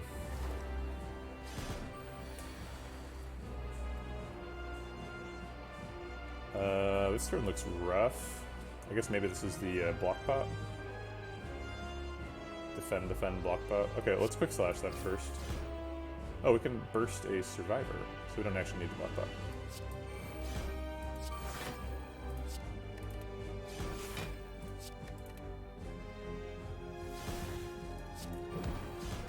Wow, we're not even taking any damage. Thanks, ink bottle.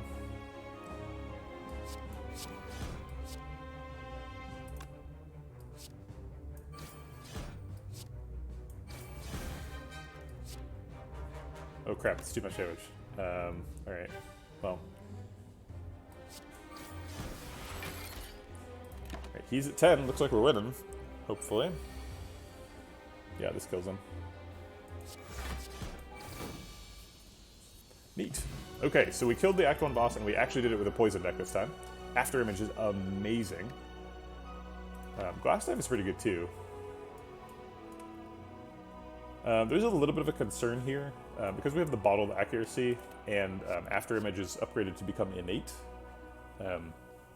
We could end up kind of stuck, and only be able to play powers on turn 1, and then like in hallway fights, monsters will be attacking us on turn 1, we'll be like, After Image, ...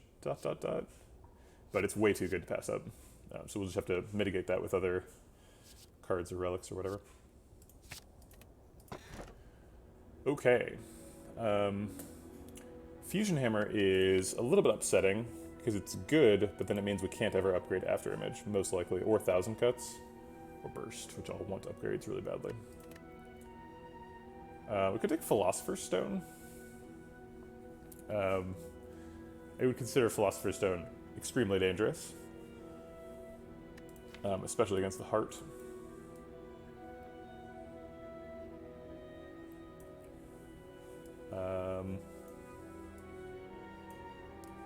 But we're not up to the Heart yet.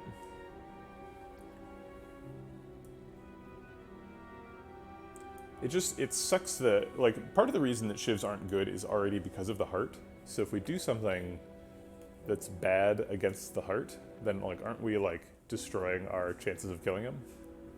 Like, we need to be building around the Heart, like, now, because, like, we're building around an accuracy, right? It just doesn't scale well enough to kill the Heart.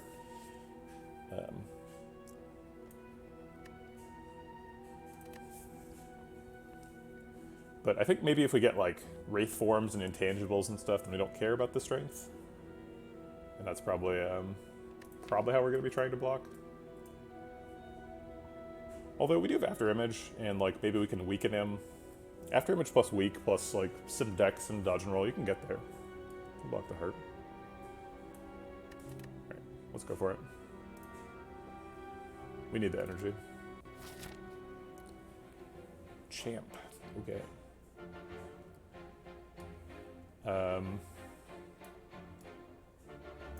Two elites here.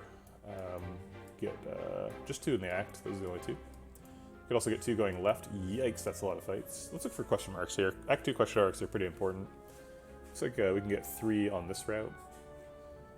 And then get those 2 elites that I mentioned already. If that looks too scary, we can go to fire before the first elite and still get 2 in the act. Actually, we could get 3 in the act. Or bonus fire instead of the second one. That path seems great. Let's go this way.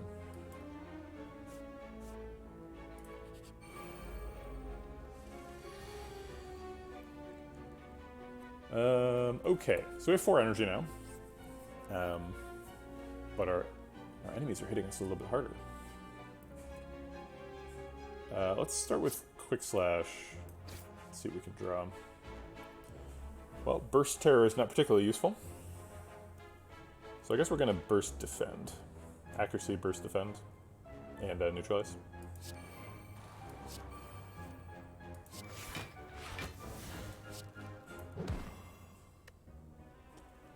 And a Block Bot.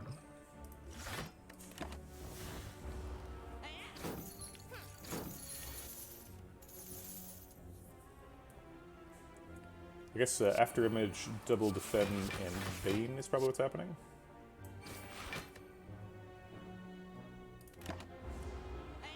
And then neither one of them is going to attack during the intangible turn, of course.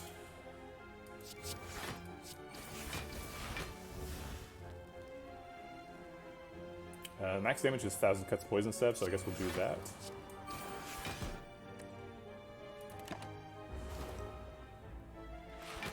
We're gonna need like burst blade dance here. Oh, we got burst blade dance. Okay.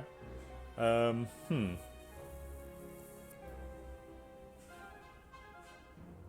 I don't think we can do enough damage to kill him, right? So burst blade dance does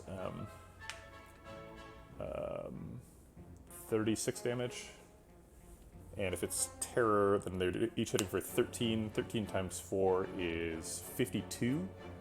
And he is at 55, so we're not getting there. But we can kill the back one. Oh wait, actually we could get there because of the AoE stuff. They're both stealing the same amount of money, so it doesn't really matter which one we kill.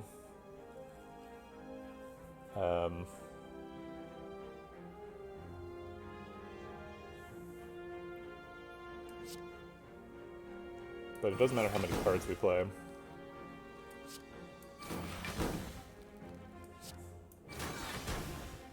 Okay, so we want to play one more card. Okay.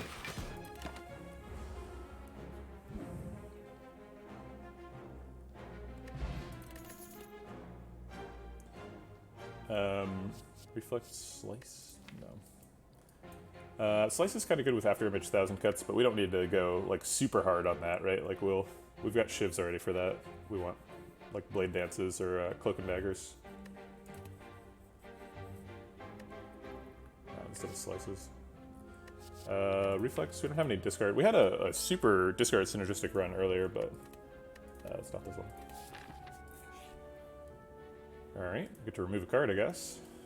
It seems like Strike is probably the worst one. Let's get rid of that. Here's that chosen fight where your card efficiency matters.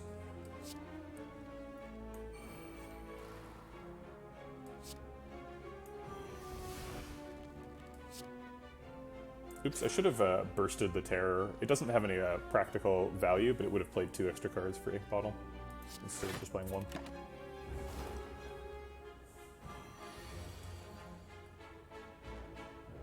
I'll take the damage.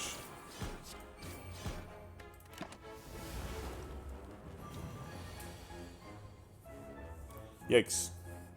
Max block is After Image Blade Dance. Yeah, it is very frustrating that they get away. They are big meanies. Quick Slash could draw us Neutralize or Dodge and Roll, so there's like a 40% chance of hitting. It's going to be either Quick Slash or Blade Dance and then Defend, I think. Blade Dance always blocks for exactly 3 and does 18 damage. Actually, wait, 18 plus 1 is 19, 19 plus 6 is 25. Not quite lethal. We're actually only off by 1 if we do draw Neutralize. Actually, no, we have lethal if we draw Neutralize. Okay, so I'll Quick Slash and look for the Neutralize.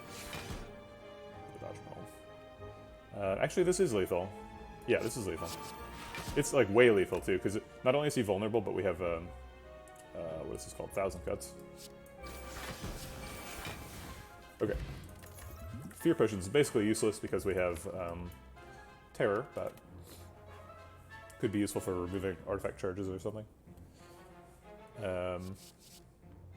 Excuse me for a second.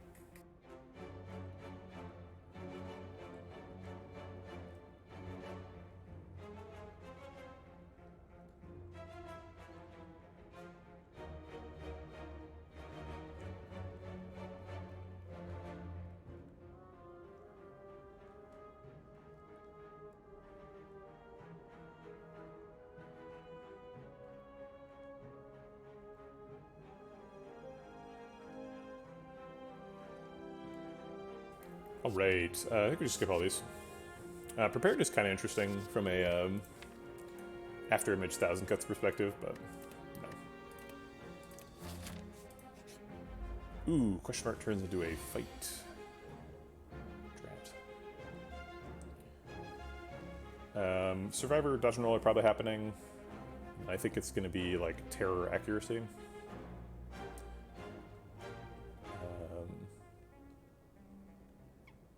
Yeah.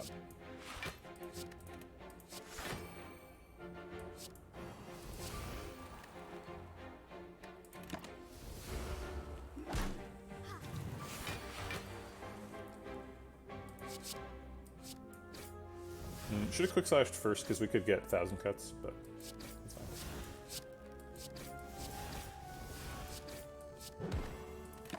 Heal that.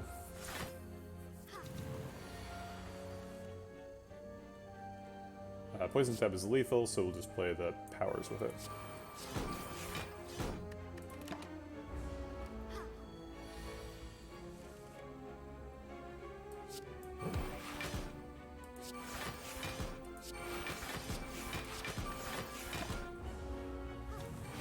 Man, there's a lot of reasons to play all the cards in my hand. We've got Ink Bottle, 1,000 Cuts, and Afterimage. That are all like, play all the cards, play them every time. Burst Defend does some blocking.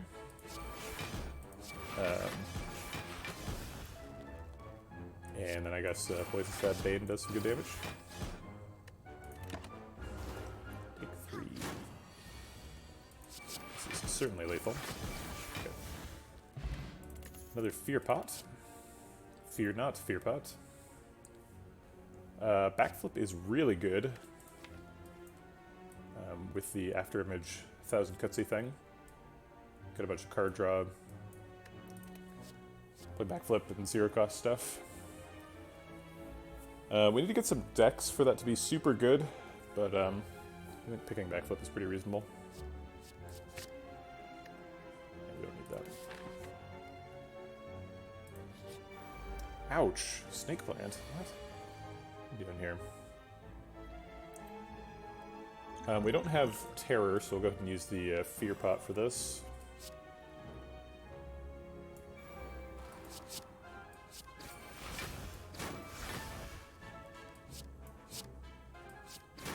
Alright, this draws us a card. And it's a friend, okay. Gross.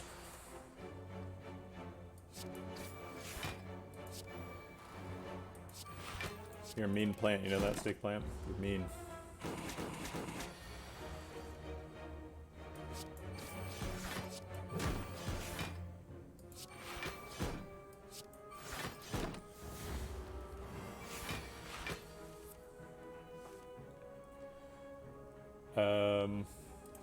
Afterimage backflip seems like a lot of block. And a lot of cards. Is Poison Stab Bane lethal? So this does 4, 7. He blocks for 3, so it does like a net 4.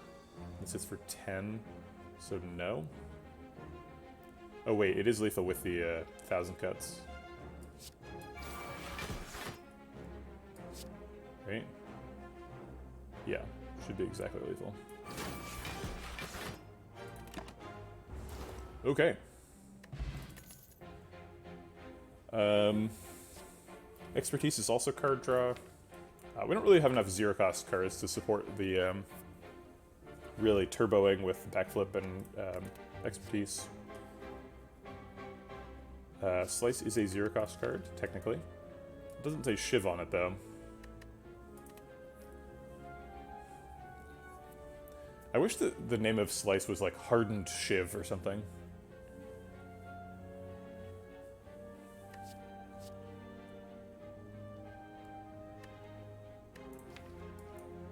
Skip this.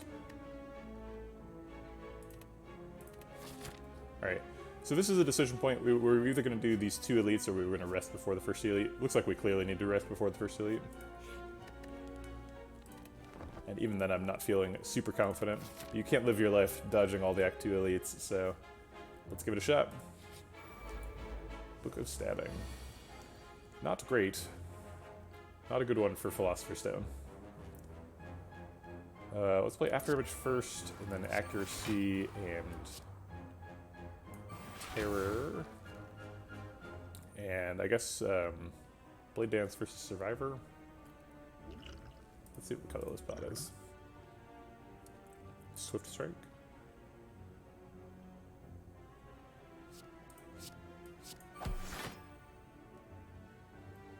Blade Dance blocks for 3, Survivor blocks for 8. So we're taking 5 health to do 26 damage. I mean, we've got to get there at some point, right? So let's get there now.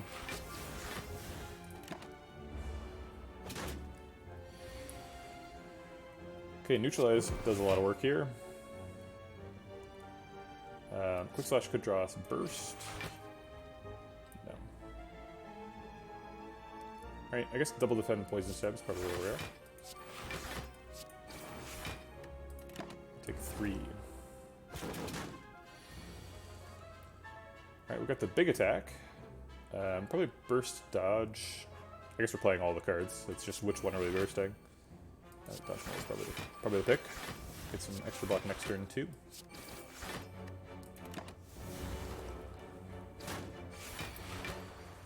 Alright, we are intangible.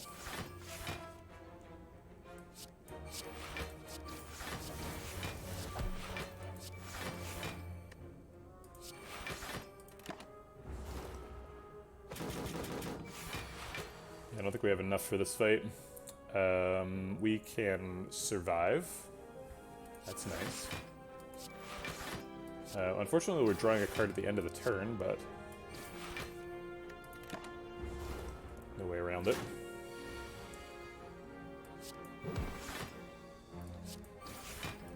And we get killed by Book of Stabbing.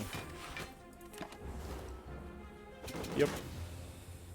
Yeah, any Silent can die to Book of Stabbing. You don't have to pick Shivs to die to Book of Stabbing, but it doesn't seem like it helps too much.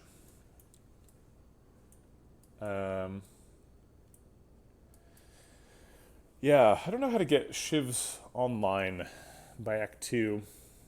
I think maybe you just have to find Kunai or like Wrist Blades. It seemed like that came together about as well as it can. We got an accuracy bottle, 2 Blade Dances. Maybe if we'd done better in Act 1, we could have gotten the Blade Dances upgraded. Could have just thrown all these away and gotten a Deadly Poison and a Catalyst. Bursted people to death.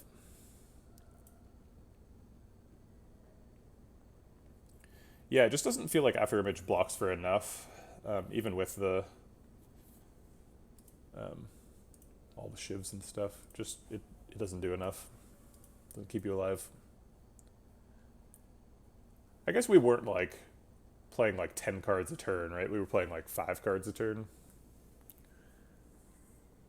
It's crazy that After Image like struggles to block for as much as Like Water, but Like Water is an uncommon and doesn't require you to like build your deck in any particularly strange way.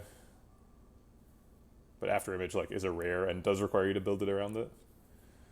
I think After Image should just block for 2, and it should still get the innate upgrade when you do After Image Plus. This archetype needs a buff.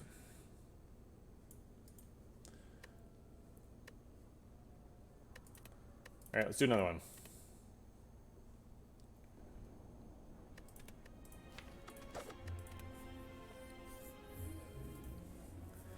A rare card, a common relic, a rare relic, or a boss relic.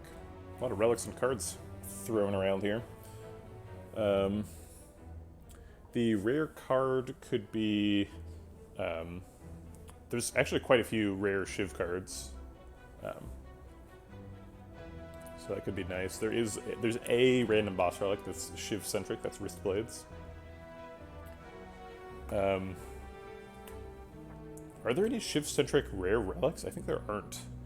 I think the most Shivy relics are like Shuriken Kunai and Ninja Scroll. And those are all uncommon, I believe.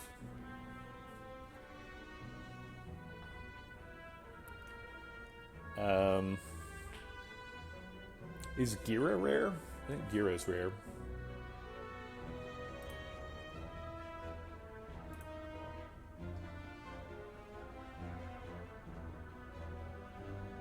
What is a rare relic that combos with this? Duvu Doll, kinda. Unceasing Top, kinda.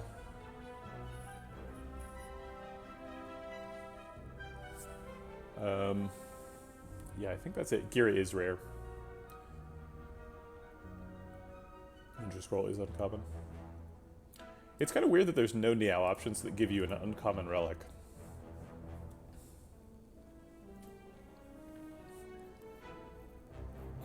Let's just swap out for a boss relic, I think.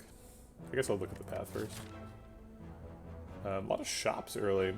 In fact, dodging a shop is kind of difficult.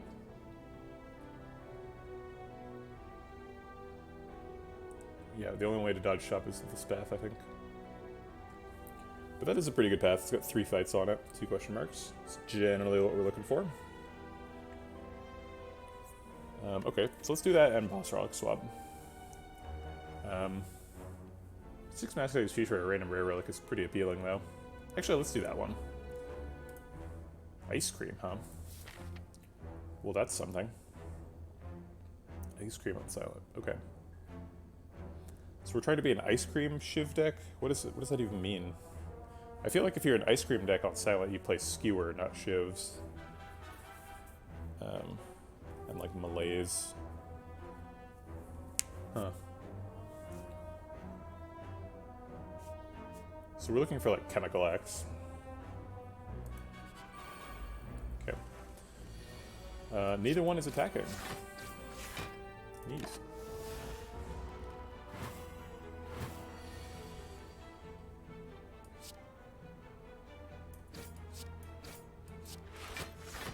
Use my ice cream to block out.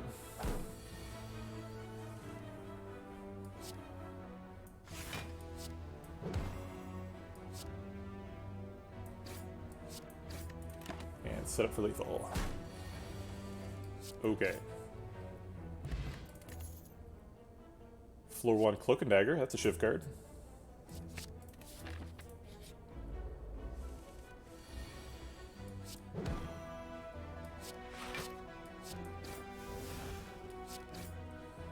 Do we save an energy for, or block 3 damage? I think block 3 damage.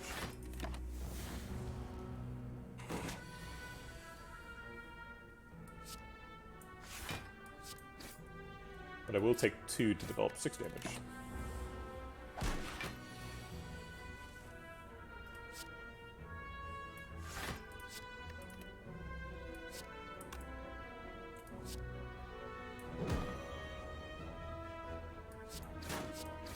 Ice cream makes me think so hard. It makes the game more difficult.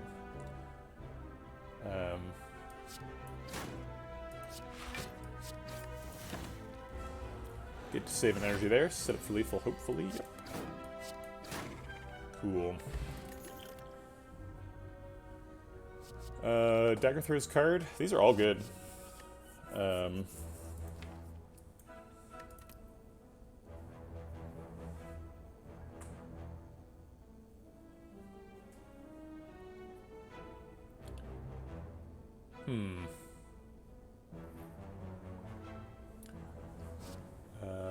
Piercing Whale is pretty mana efficient, which is neat with ice cream.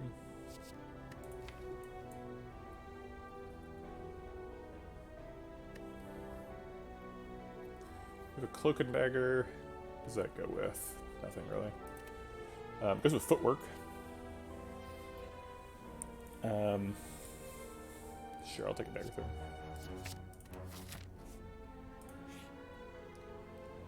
Alright, we get the free card remove. Or not free, but a non-shop card remove. An extra opportunity for a card remove.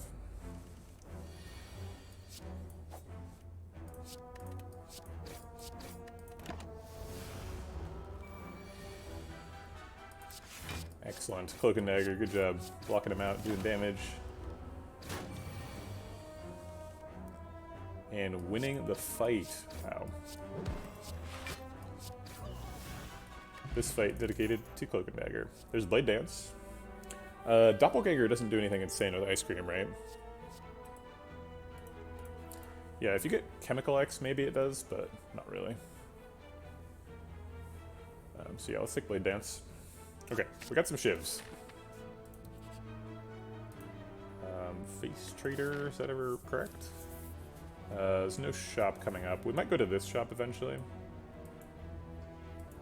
I think we just say no. Say no to Face Trader. Don't do drugs. Let's do Strength Pot. And beat him up.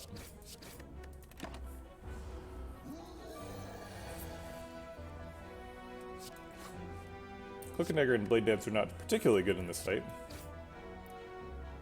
I guess I could skip them.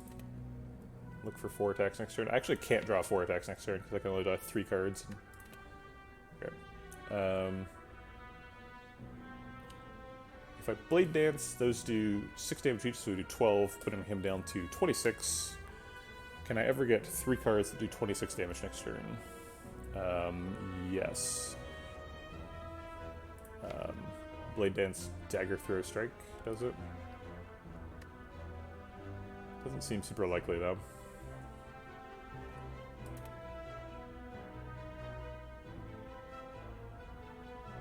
Alright, let's skip it.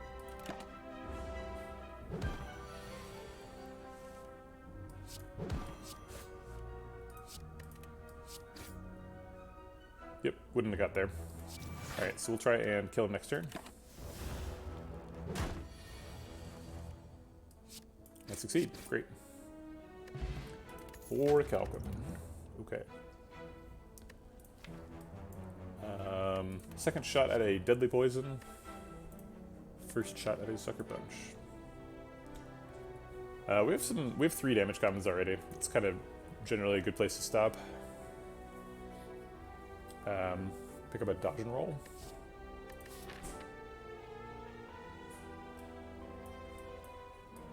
Yeah, let's pick up a dodge and roll. Dodge and roll is pretty good against Guardian. I think we're only doing 1 more elite in the act, probably this guy. So we'll go like to this fire and then that fire and another fire. Get all the fires. Assuming we survive this fight.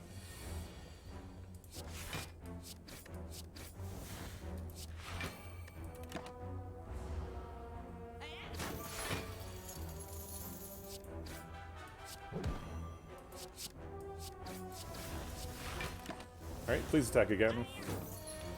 Thank you. I guess we're killing him, so it doesn't matter. Okay.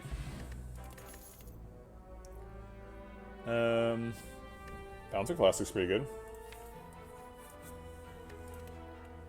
It's not Shivs, but it doesn't need to be Shivs, right?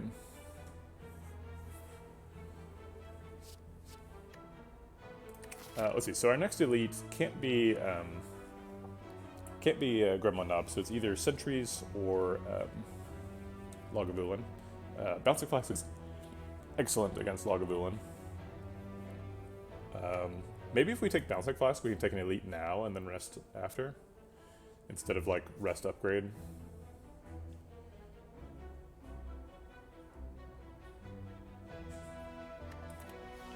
Yeah, let's take Bouncing Flask and fight an extra elite. Alright, there they are. And here's Bouncing Flask. Sure. Fine. Okay. Auric Alchem is insanely good in this fight, so hopefully we can kill one of them and then ride Auric Alchem off into the sunset. I think we're gonna vulnerable pot this guy, and then try and burst him down. And we're gonna skip playing and defend both for Ice Cream and Auric Alchem value.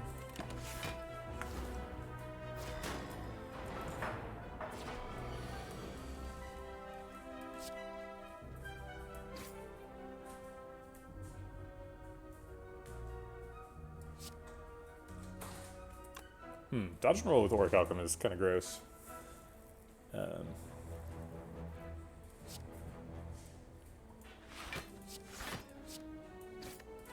Okay.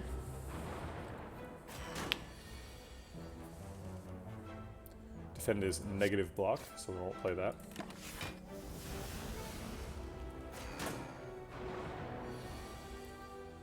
Once again, single defend, not a good card.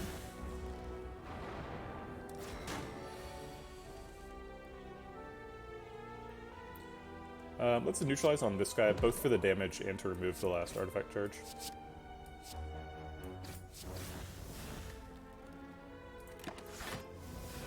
Taking 4 health every turn leads to a dead silent pretty soon.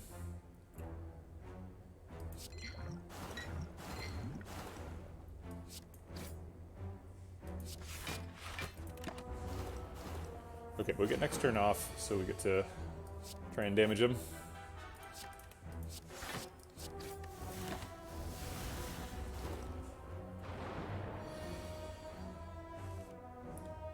Excellent.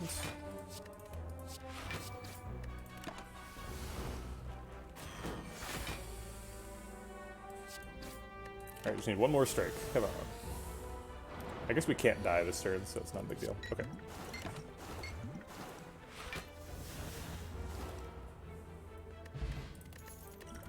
Whetstone, huh? Finisher for the Blade Dance and Cloak and Dagger. Seems pretty good. Also, Finisher just with Ice Cream is good. Ooh, we got Finisher upgraded. Excellent. Okay. Well, that's nice. Bronze Scales is good against Automaton, I suppose. I think we just rest and then rest. I think we should double rest instead of fighting an elite. 25. We could probably get there. We got a energy pot too. If it's Gremlin Knob, do we die? With an upgraded Finisher and a Blade Dance, we could probably get through it. Alright, let's give it a shot. Orichalcum is really good against Gremlin Knob too. There he is. We got the Blade Dance, we got the Finisher.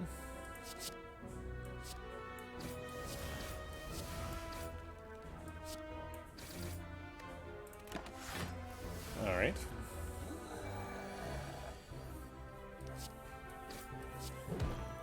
Do we play Bouncer Flask or no? I think yes. It does like 17 damage over 2 turns. So it's putting him down to 15.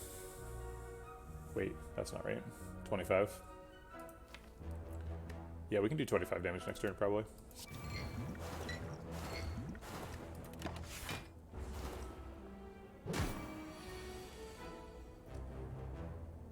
Okay, so he is at 22. We have 18, yeah, we have 22 damage. Sweet.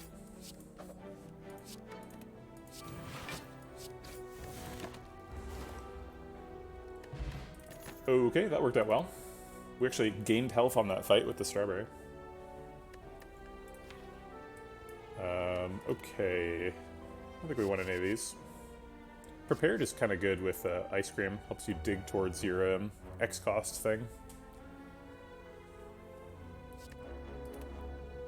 Skip it.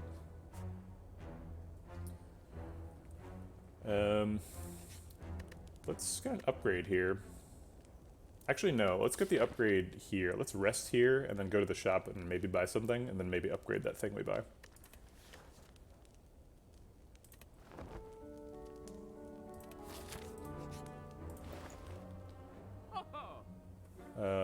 Accuracy. We have 2 Shiv cards, so that seems good.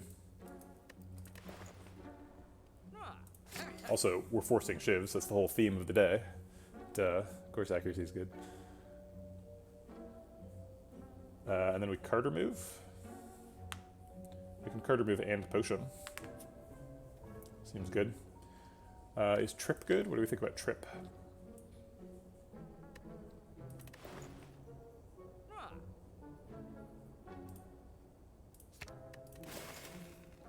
I think it's too expensive. Okay. Ah, this is fight 2. Okay. Well, this guy's the bigger threat because he's buffing. Cloak and Dagger's going to block out for us.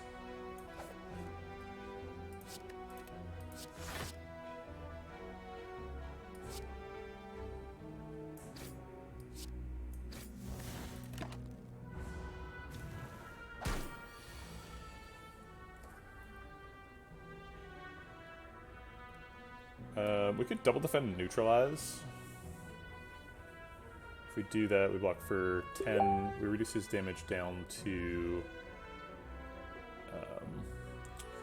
let's see, it goes from 11 to what? Goes goes down by 3 to 8.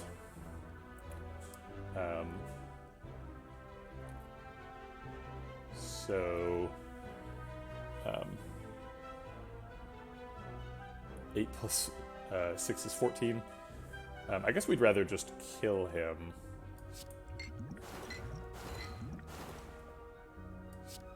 Okay.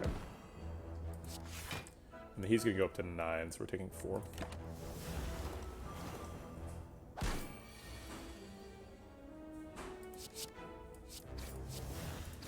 Tremendous overkill. Okay. Endless Agony helps finisher, kinda.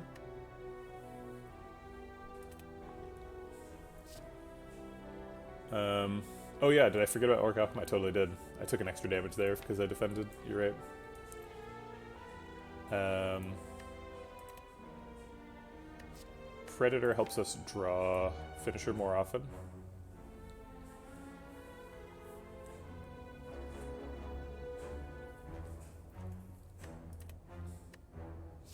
I'll take an Endless Agony, though. Well, Endless Agony is kind of bad against Automaton, though.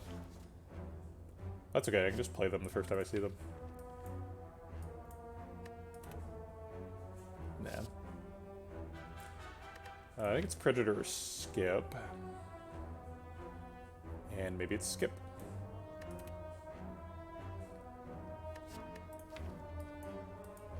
Let's take Predator. And then upgrade that accuracy. Get that sweet, sweet Shiv damage.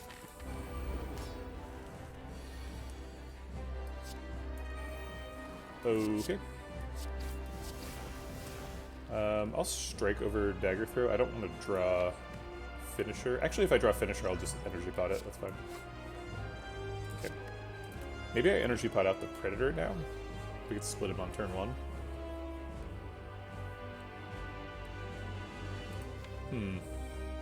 How likely are we to split him next turn? We could definitely miss. Double defend, neutralize Bouncer Flask misses.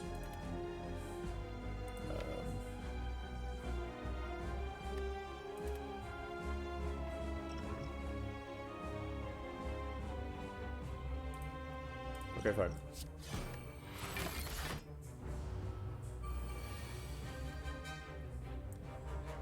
Finisher always coming up when Guardian is in Sphere mode. Do we just do it anyway? What is that sound?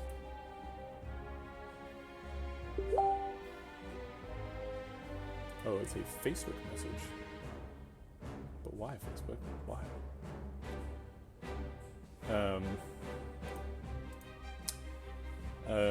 Okay.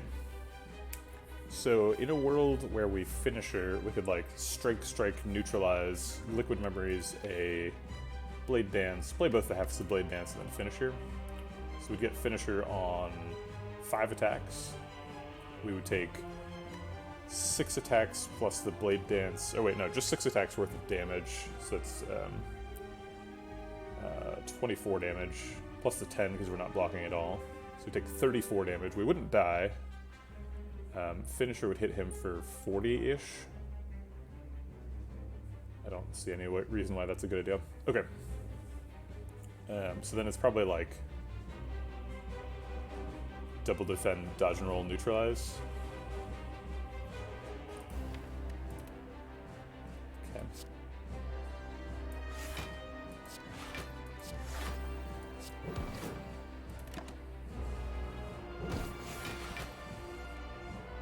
Okay. sorry, I closed the tab now, so it won't come up again, but I didn't recognize the sound the first time it happened, so I was like, what is it? I think it's just all the block cards. Maybe it's just defend Bouncing Flask. Maybe we're trying to kill him with poison.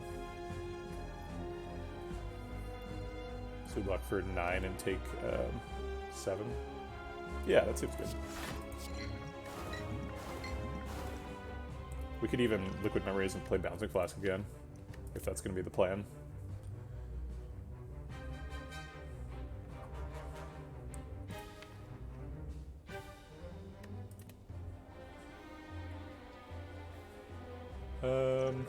Liquid Memories for Bouncing Class seems like kind of a waste of a finisher combo thing.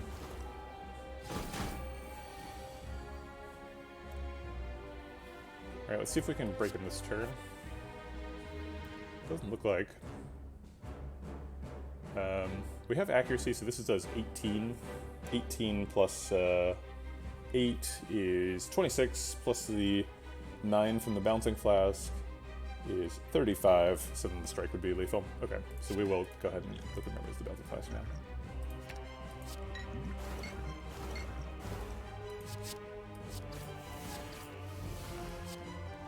That doesn't look like it adds up. Oh, it does add up. Adds up perfectly. Math.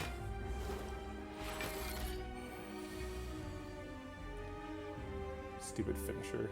Just getting drawn on the wrong turn. This doesn't do anything. Okay.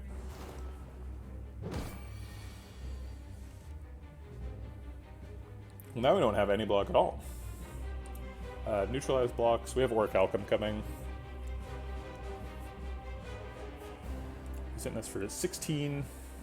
It'll be, what, 12 after neutralize? No, it'll be 12. So neutralize is health neutral. And then I guess I'll take 4 to develop Predator.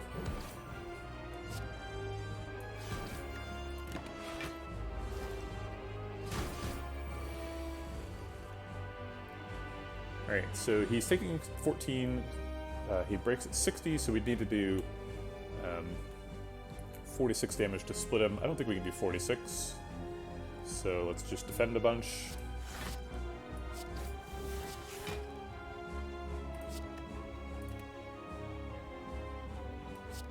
Looks like we got more defense than we need, so we'll fit in a dagger throw. And a Bouncing Flask. We're only taking 6. Let's survive that. Skipping Bouncing Flask, I'm not sure we can survive. Alright, and then we kill him.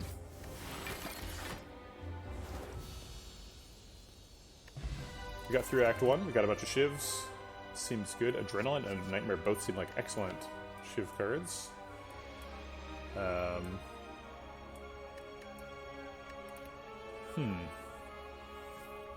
guess Adrenaline seems better if we're trying to do, like, after image stuff. That didn't really work for us last time, though. Adrenaline's kind of fun with Ice Cream.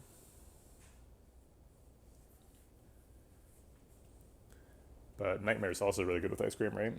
I really want, like, a Runic Pyramid, and then Nightmare and Ice Cream can do crazy stuff.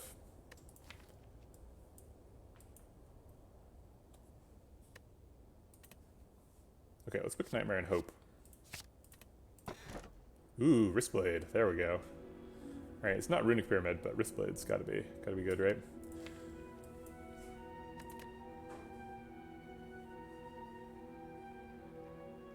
Cool. Okay. Well, it's not Kunai, but it's something. We want to get a bunch of question marks, but we want to dodge shops, and those plans are opposed to each other. Unfortunately. I think we'll go ahead and just go to this shop. Maybe we get a bunch of money before we get there somehow. Shrine of Gold.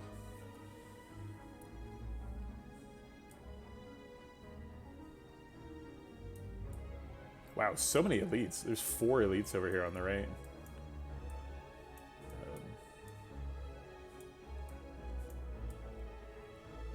Well, we're definitely not taking all of them, but we might take a couple. Awkwardly, as soon as we go this way, we can't ever get to this fire. It looks like you'd be able to jump back at some point, but you can't.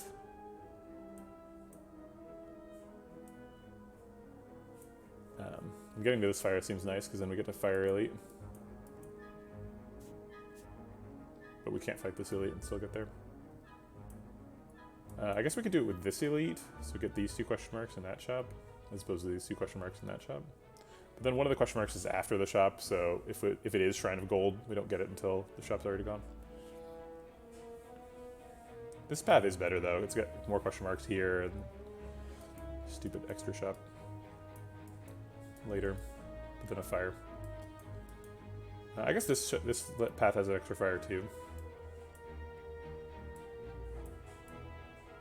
But it also just has like a bunch of extra fights. Alright, I'm gonna go this way. It's birds. We've got bronze scales. And unfortunately, all of them are choosing to not attack. They're like, I see those bronze scales. We're just gonna buff up and all hit you with big attacks. How about that?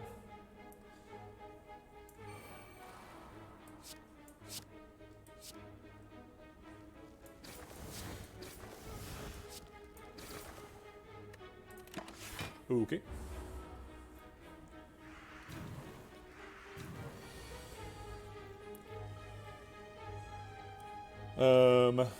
We could Nightmare Neutralize. Neutralize does 7 damage. Yeah, I like Nightmare Neutralize.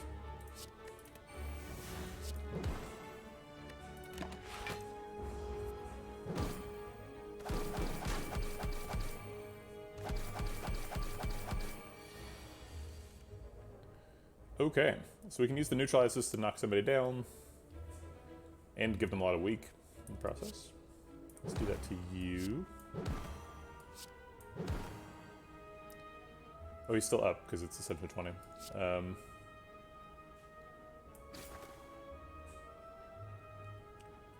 And defend, dodge, and roll blocks more than Auric Alchem, but not by much. I think we'll just use Predator on this guy. He's only hitting us 3 times, so we just take 6 before he dies. Or I guess take nothing. That's right. Math.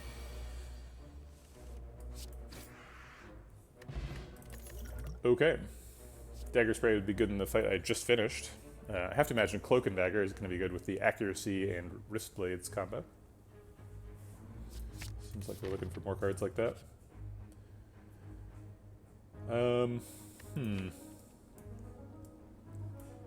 Card remove is good, but this shop art coming up is already going to be totally useless.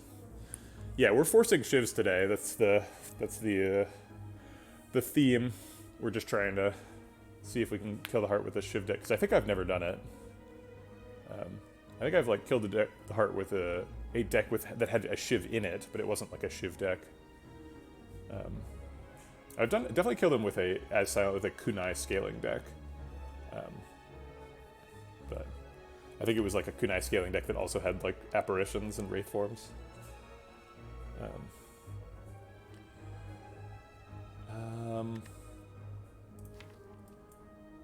So if we buy the card remove, we're not going to be able to do anything useful at the shop, but we do prevent the shop card removal from increasing in cost. So if card remove is going to be the best thing to do at the shop, then we should do this. But there could be other stuff at the shop, right? There could be like a second accuracy, or like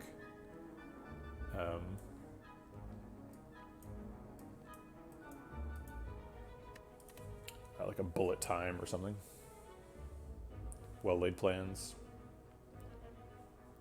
I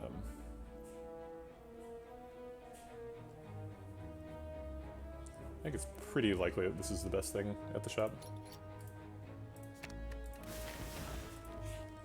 Let's find out.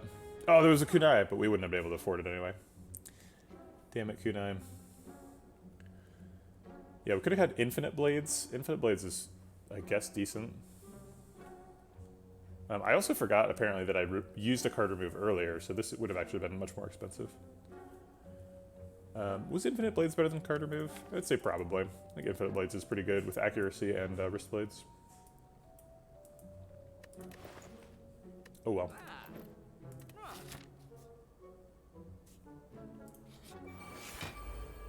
A Spheric Guardian. Alright, we can't play debuffs, but we certainly can apply some damage.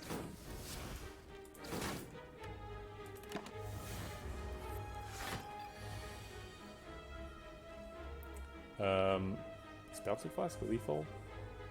No, it's only 3 poison.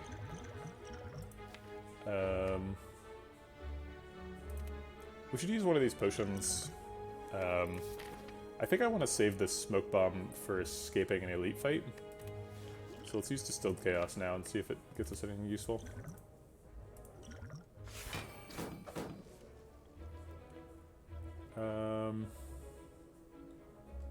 Okay, so we blocked for 4, so we want to block. We're going to want to play Cloak and Dagger, which means we're not playing Nightmare. Okay.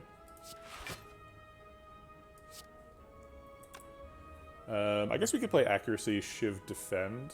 Seems like we're probably killing with damage rather than poison.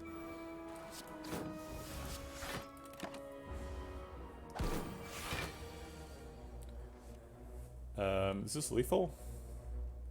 I think it probably is. It's hit for 13.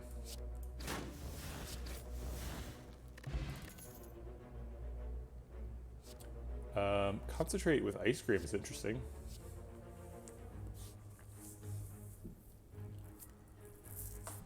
Huh. So we can, like, play our whole hand and then concentrate. We do need more energy with the Nightmare. We finished with 3 energy because of the Wrist Blade. So I think concentrate is probably getting picked here. Okay. What was I going to do for the pathing? I was looking at this path on the right with the 4 elites, but I don't think we're going to do that. So is it better to do this elite and then do more question marks? I think it probably is.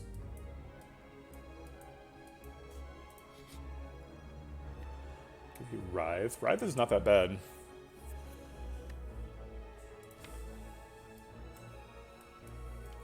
Especially on Silent, because we get extra cards on turn 1. Writhe is innate, so... it does cost us 100 gold to remove something out of shop, so it's basically 100 gold for a random relic. And some unfortunate draws later. Alright. A Regal Pillow. Sure. This is probably our Smoke Bomb. I guess we'll give ourselves a chance.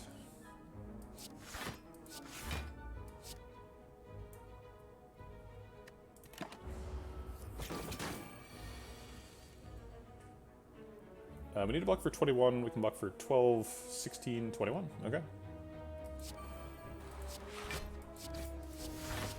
Getting in some pretty good damage too. We have Bronze Scales, maybe we are killing with the stabbing.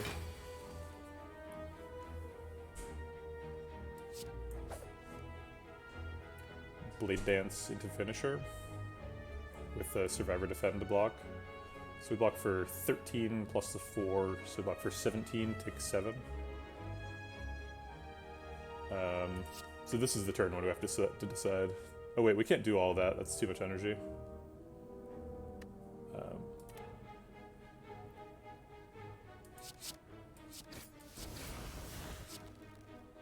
Wow, Finisher does so much less damage than Shiv's now. Do we take 12 to continue the fight, or do we Smoke Bomb?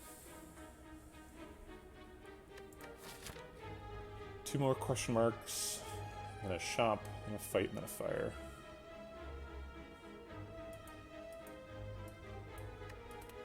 I think I'll take 12. If we're getting apparitions, we're losing some of this health anyway. We're going down to 33. So we're losing 7. So we're only losing 5 more. 5 relative to our max HP after apparitions, if that happens.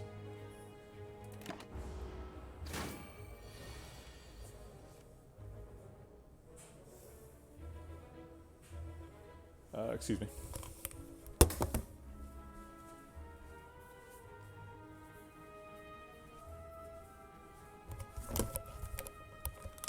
A suspected spam caller. Okay, so I guess now we Smoke Bomb. we took 12 damage for nothing, because we didn't get lethal. Yeah, probably we weren't ever gonna get lethal. Right. We took a chance.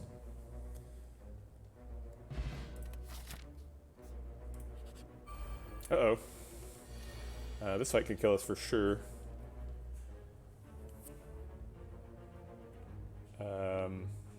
We have 1 Shiv this turn, so this does 5 damage, but it costs us a strike which does 6 damage, and a proc of Finisher.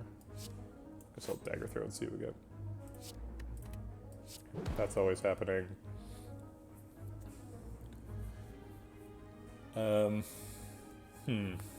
it's either like Cloak and Dagger Finisher or Accuracy Cloak and Dagger. So Cloak and Dagger is always happening. And I think Accuracy is probably better than Finisher. does 24 damage versus 5 damage now, and then every Shiv 5 additional damage. So it would take 5 Shivs for it to catch up. There are 3 more Shivs in the deck, so we'd have to shuffle before it catches up. Maybe Finisher is better.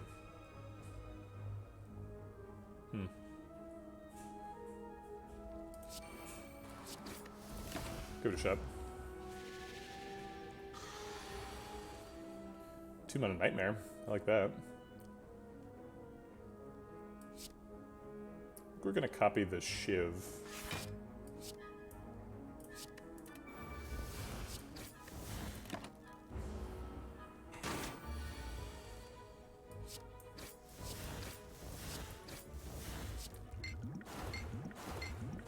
And we want to block it as cheaply as possible. So we'll just spend 1 energy. Keep 2 from Ice Cream. And this should be lethal, right? Oh wait, we're weak. Still lethal. Noxious Fumes, Endless Agony. Endless Agony with Wrist Blades is quite a bit better. Last time we saw Endless Agony, we didn't have Wrist Blades yet. So it ends up being 8 damage, so 16 damage for the 2. 0 mana, do 16. Procs Finisher. I'll take it. Okay, we are getting Apparitions.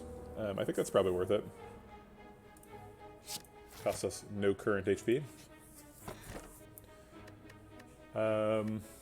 Normally Bag of Prep is a candidate for Sapphire Key as silent. However, we're a little bit behind on tempo right now. We also have a Finisher that we want to be playing on turn 1. And we have a Writhe in our starting hand, so I think we're going to go for the Bag of Prep. Pretty unlikely we can do anything useful here. Second copy of Accuracy is too expensive. We'll buy a Power Pot. That's kind of nice.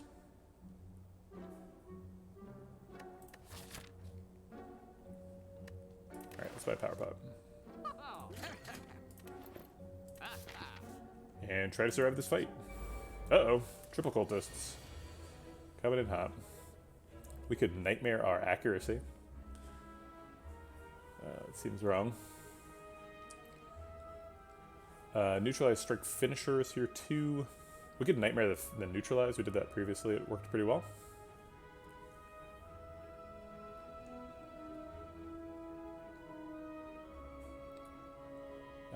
Neutralize Strike Finisher does 16 plus 9 is 25 plus 7 is 32. It starts out at 5 apparitions and turns down to 3 on, I think, 15. Yeah, I think it's a session 15. Unfavorable events.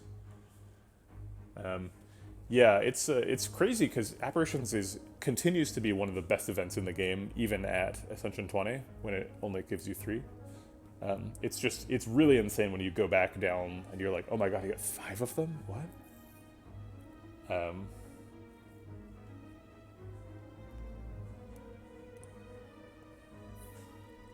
I really wish there was something better than Nightmare in this deck than Neutralize. Seems kind of silly. Alright, we'll do this plan.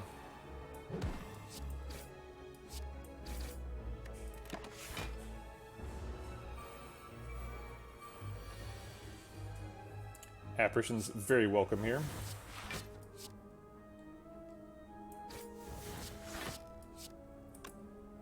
Guess we could target somebody else. Like an Endless Agony or a Dagger Throw could finish him off.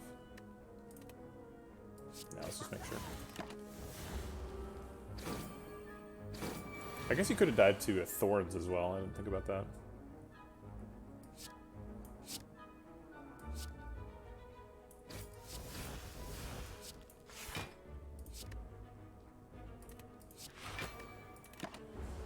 Okay, taking 10 as a ghost. Seems bad.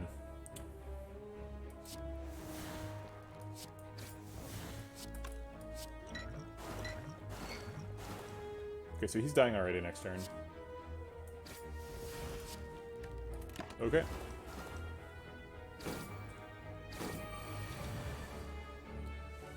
Last apparition gets drawn on time. We survive.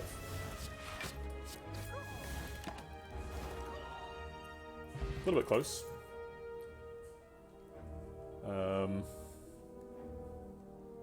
If we can get this to cost 0, it does an extra 4 damage. It does 30. It's pretty neat. Outmaneuver with Ice Cream.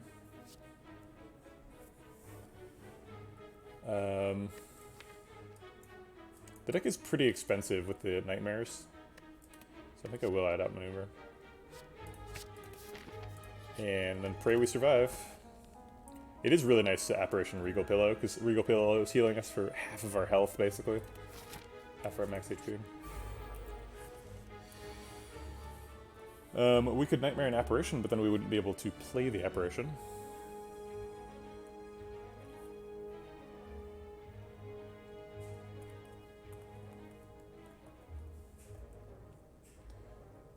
If we play the Apparition, we can't play the Nightmare.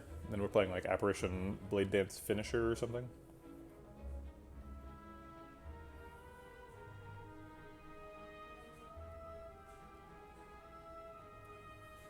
Okay.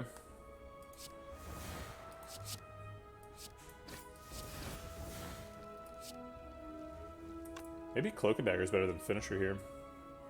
Cloak and Dagger does 8 damage, Finisher does 16, so we're taking, gaining 3 health by giving up 8 damage. Putting him down to 20 I think is pretty important. That way we can actually get there. Oh wait, it isn't worth any health, because Orichalcum. If we Predator him, he dies to damage return. Oh wait, no, Predator, we're weak, so Predator's not doing full damage. Let's use a potion. That didn't work. I was hoping for an Apparition. I suppose that's obvious. Alright, let's weaken him. Still can't Predator him to death.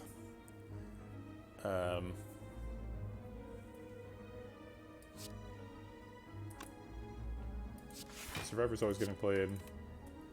And then it's either Predator or 2 defends. If we play Predator, he dies to damage return. We still get vulnerable.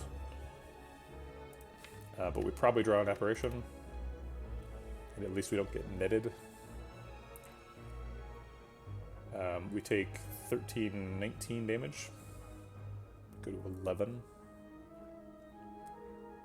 Or we can block for 10 and take 9, and then risk not killing Red Slaver and getting netted. I think we'll probably kill Red Slaver, I believe.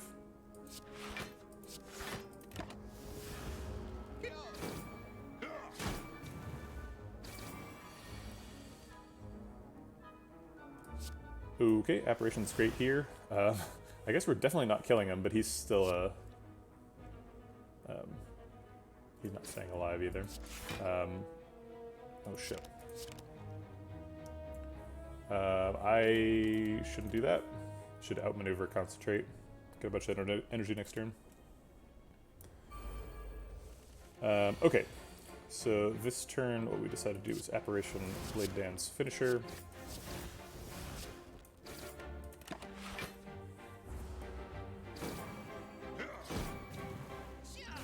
I think this turn was Swift Pot.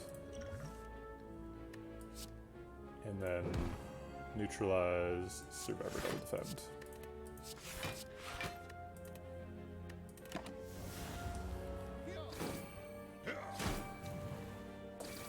Okay. And then here we're going to Apparition, Strike, Outmaneuver, Concentrate, instead of Defend. The Defend doesn't do anything anyway, because we have Orc Help.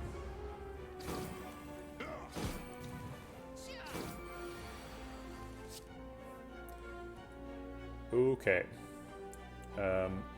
Apparition, he dies to his own damage return, so we don't care about him anymore. So let's start in on the other ones.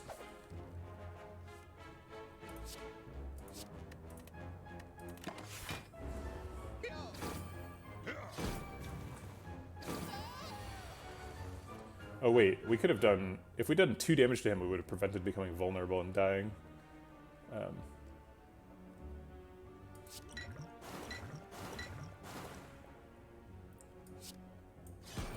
RNG saved us so we don't actually die this turn, but still.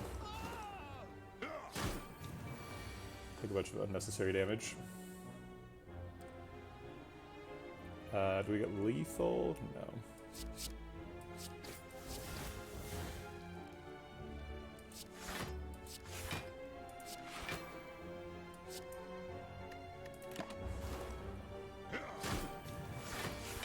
Alright. Still no lethal. And there it is. Okay. Well, we survived. We've got a flex pot. Skewer with the ice cream. That seems nice. Uh-oh. This fight's hard.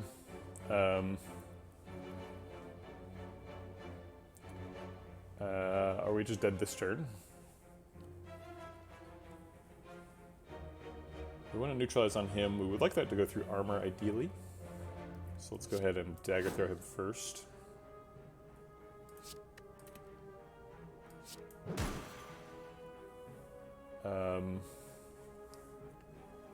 And then double defend. That would die. Okay, footwork? No. These are not useful.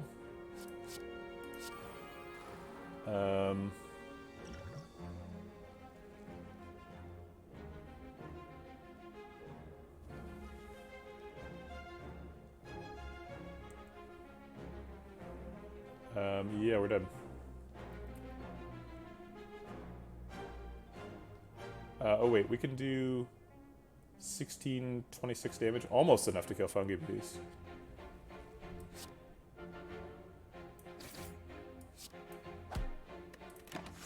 But even then, we would have died. We just died the first attack. Drat. Okay.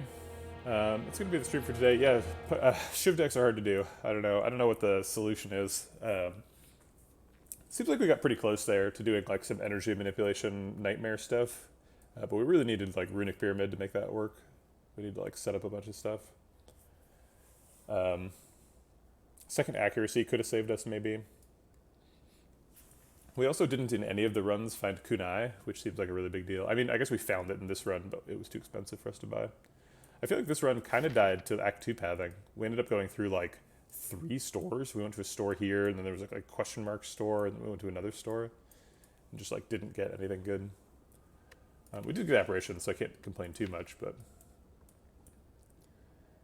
Nightmare Apparition is definitely can make a win, but like Wristblades just isn't strong enough. Wristblades like versus an Energy Relic. Energy Relic would have been so good. We could have like played Nightmare on Apparition and then played the Apparition in that Slavers fight, which would have saved us like 20 health. And Wristblades just isn't doing anything like that.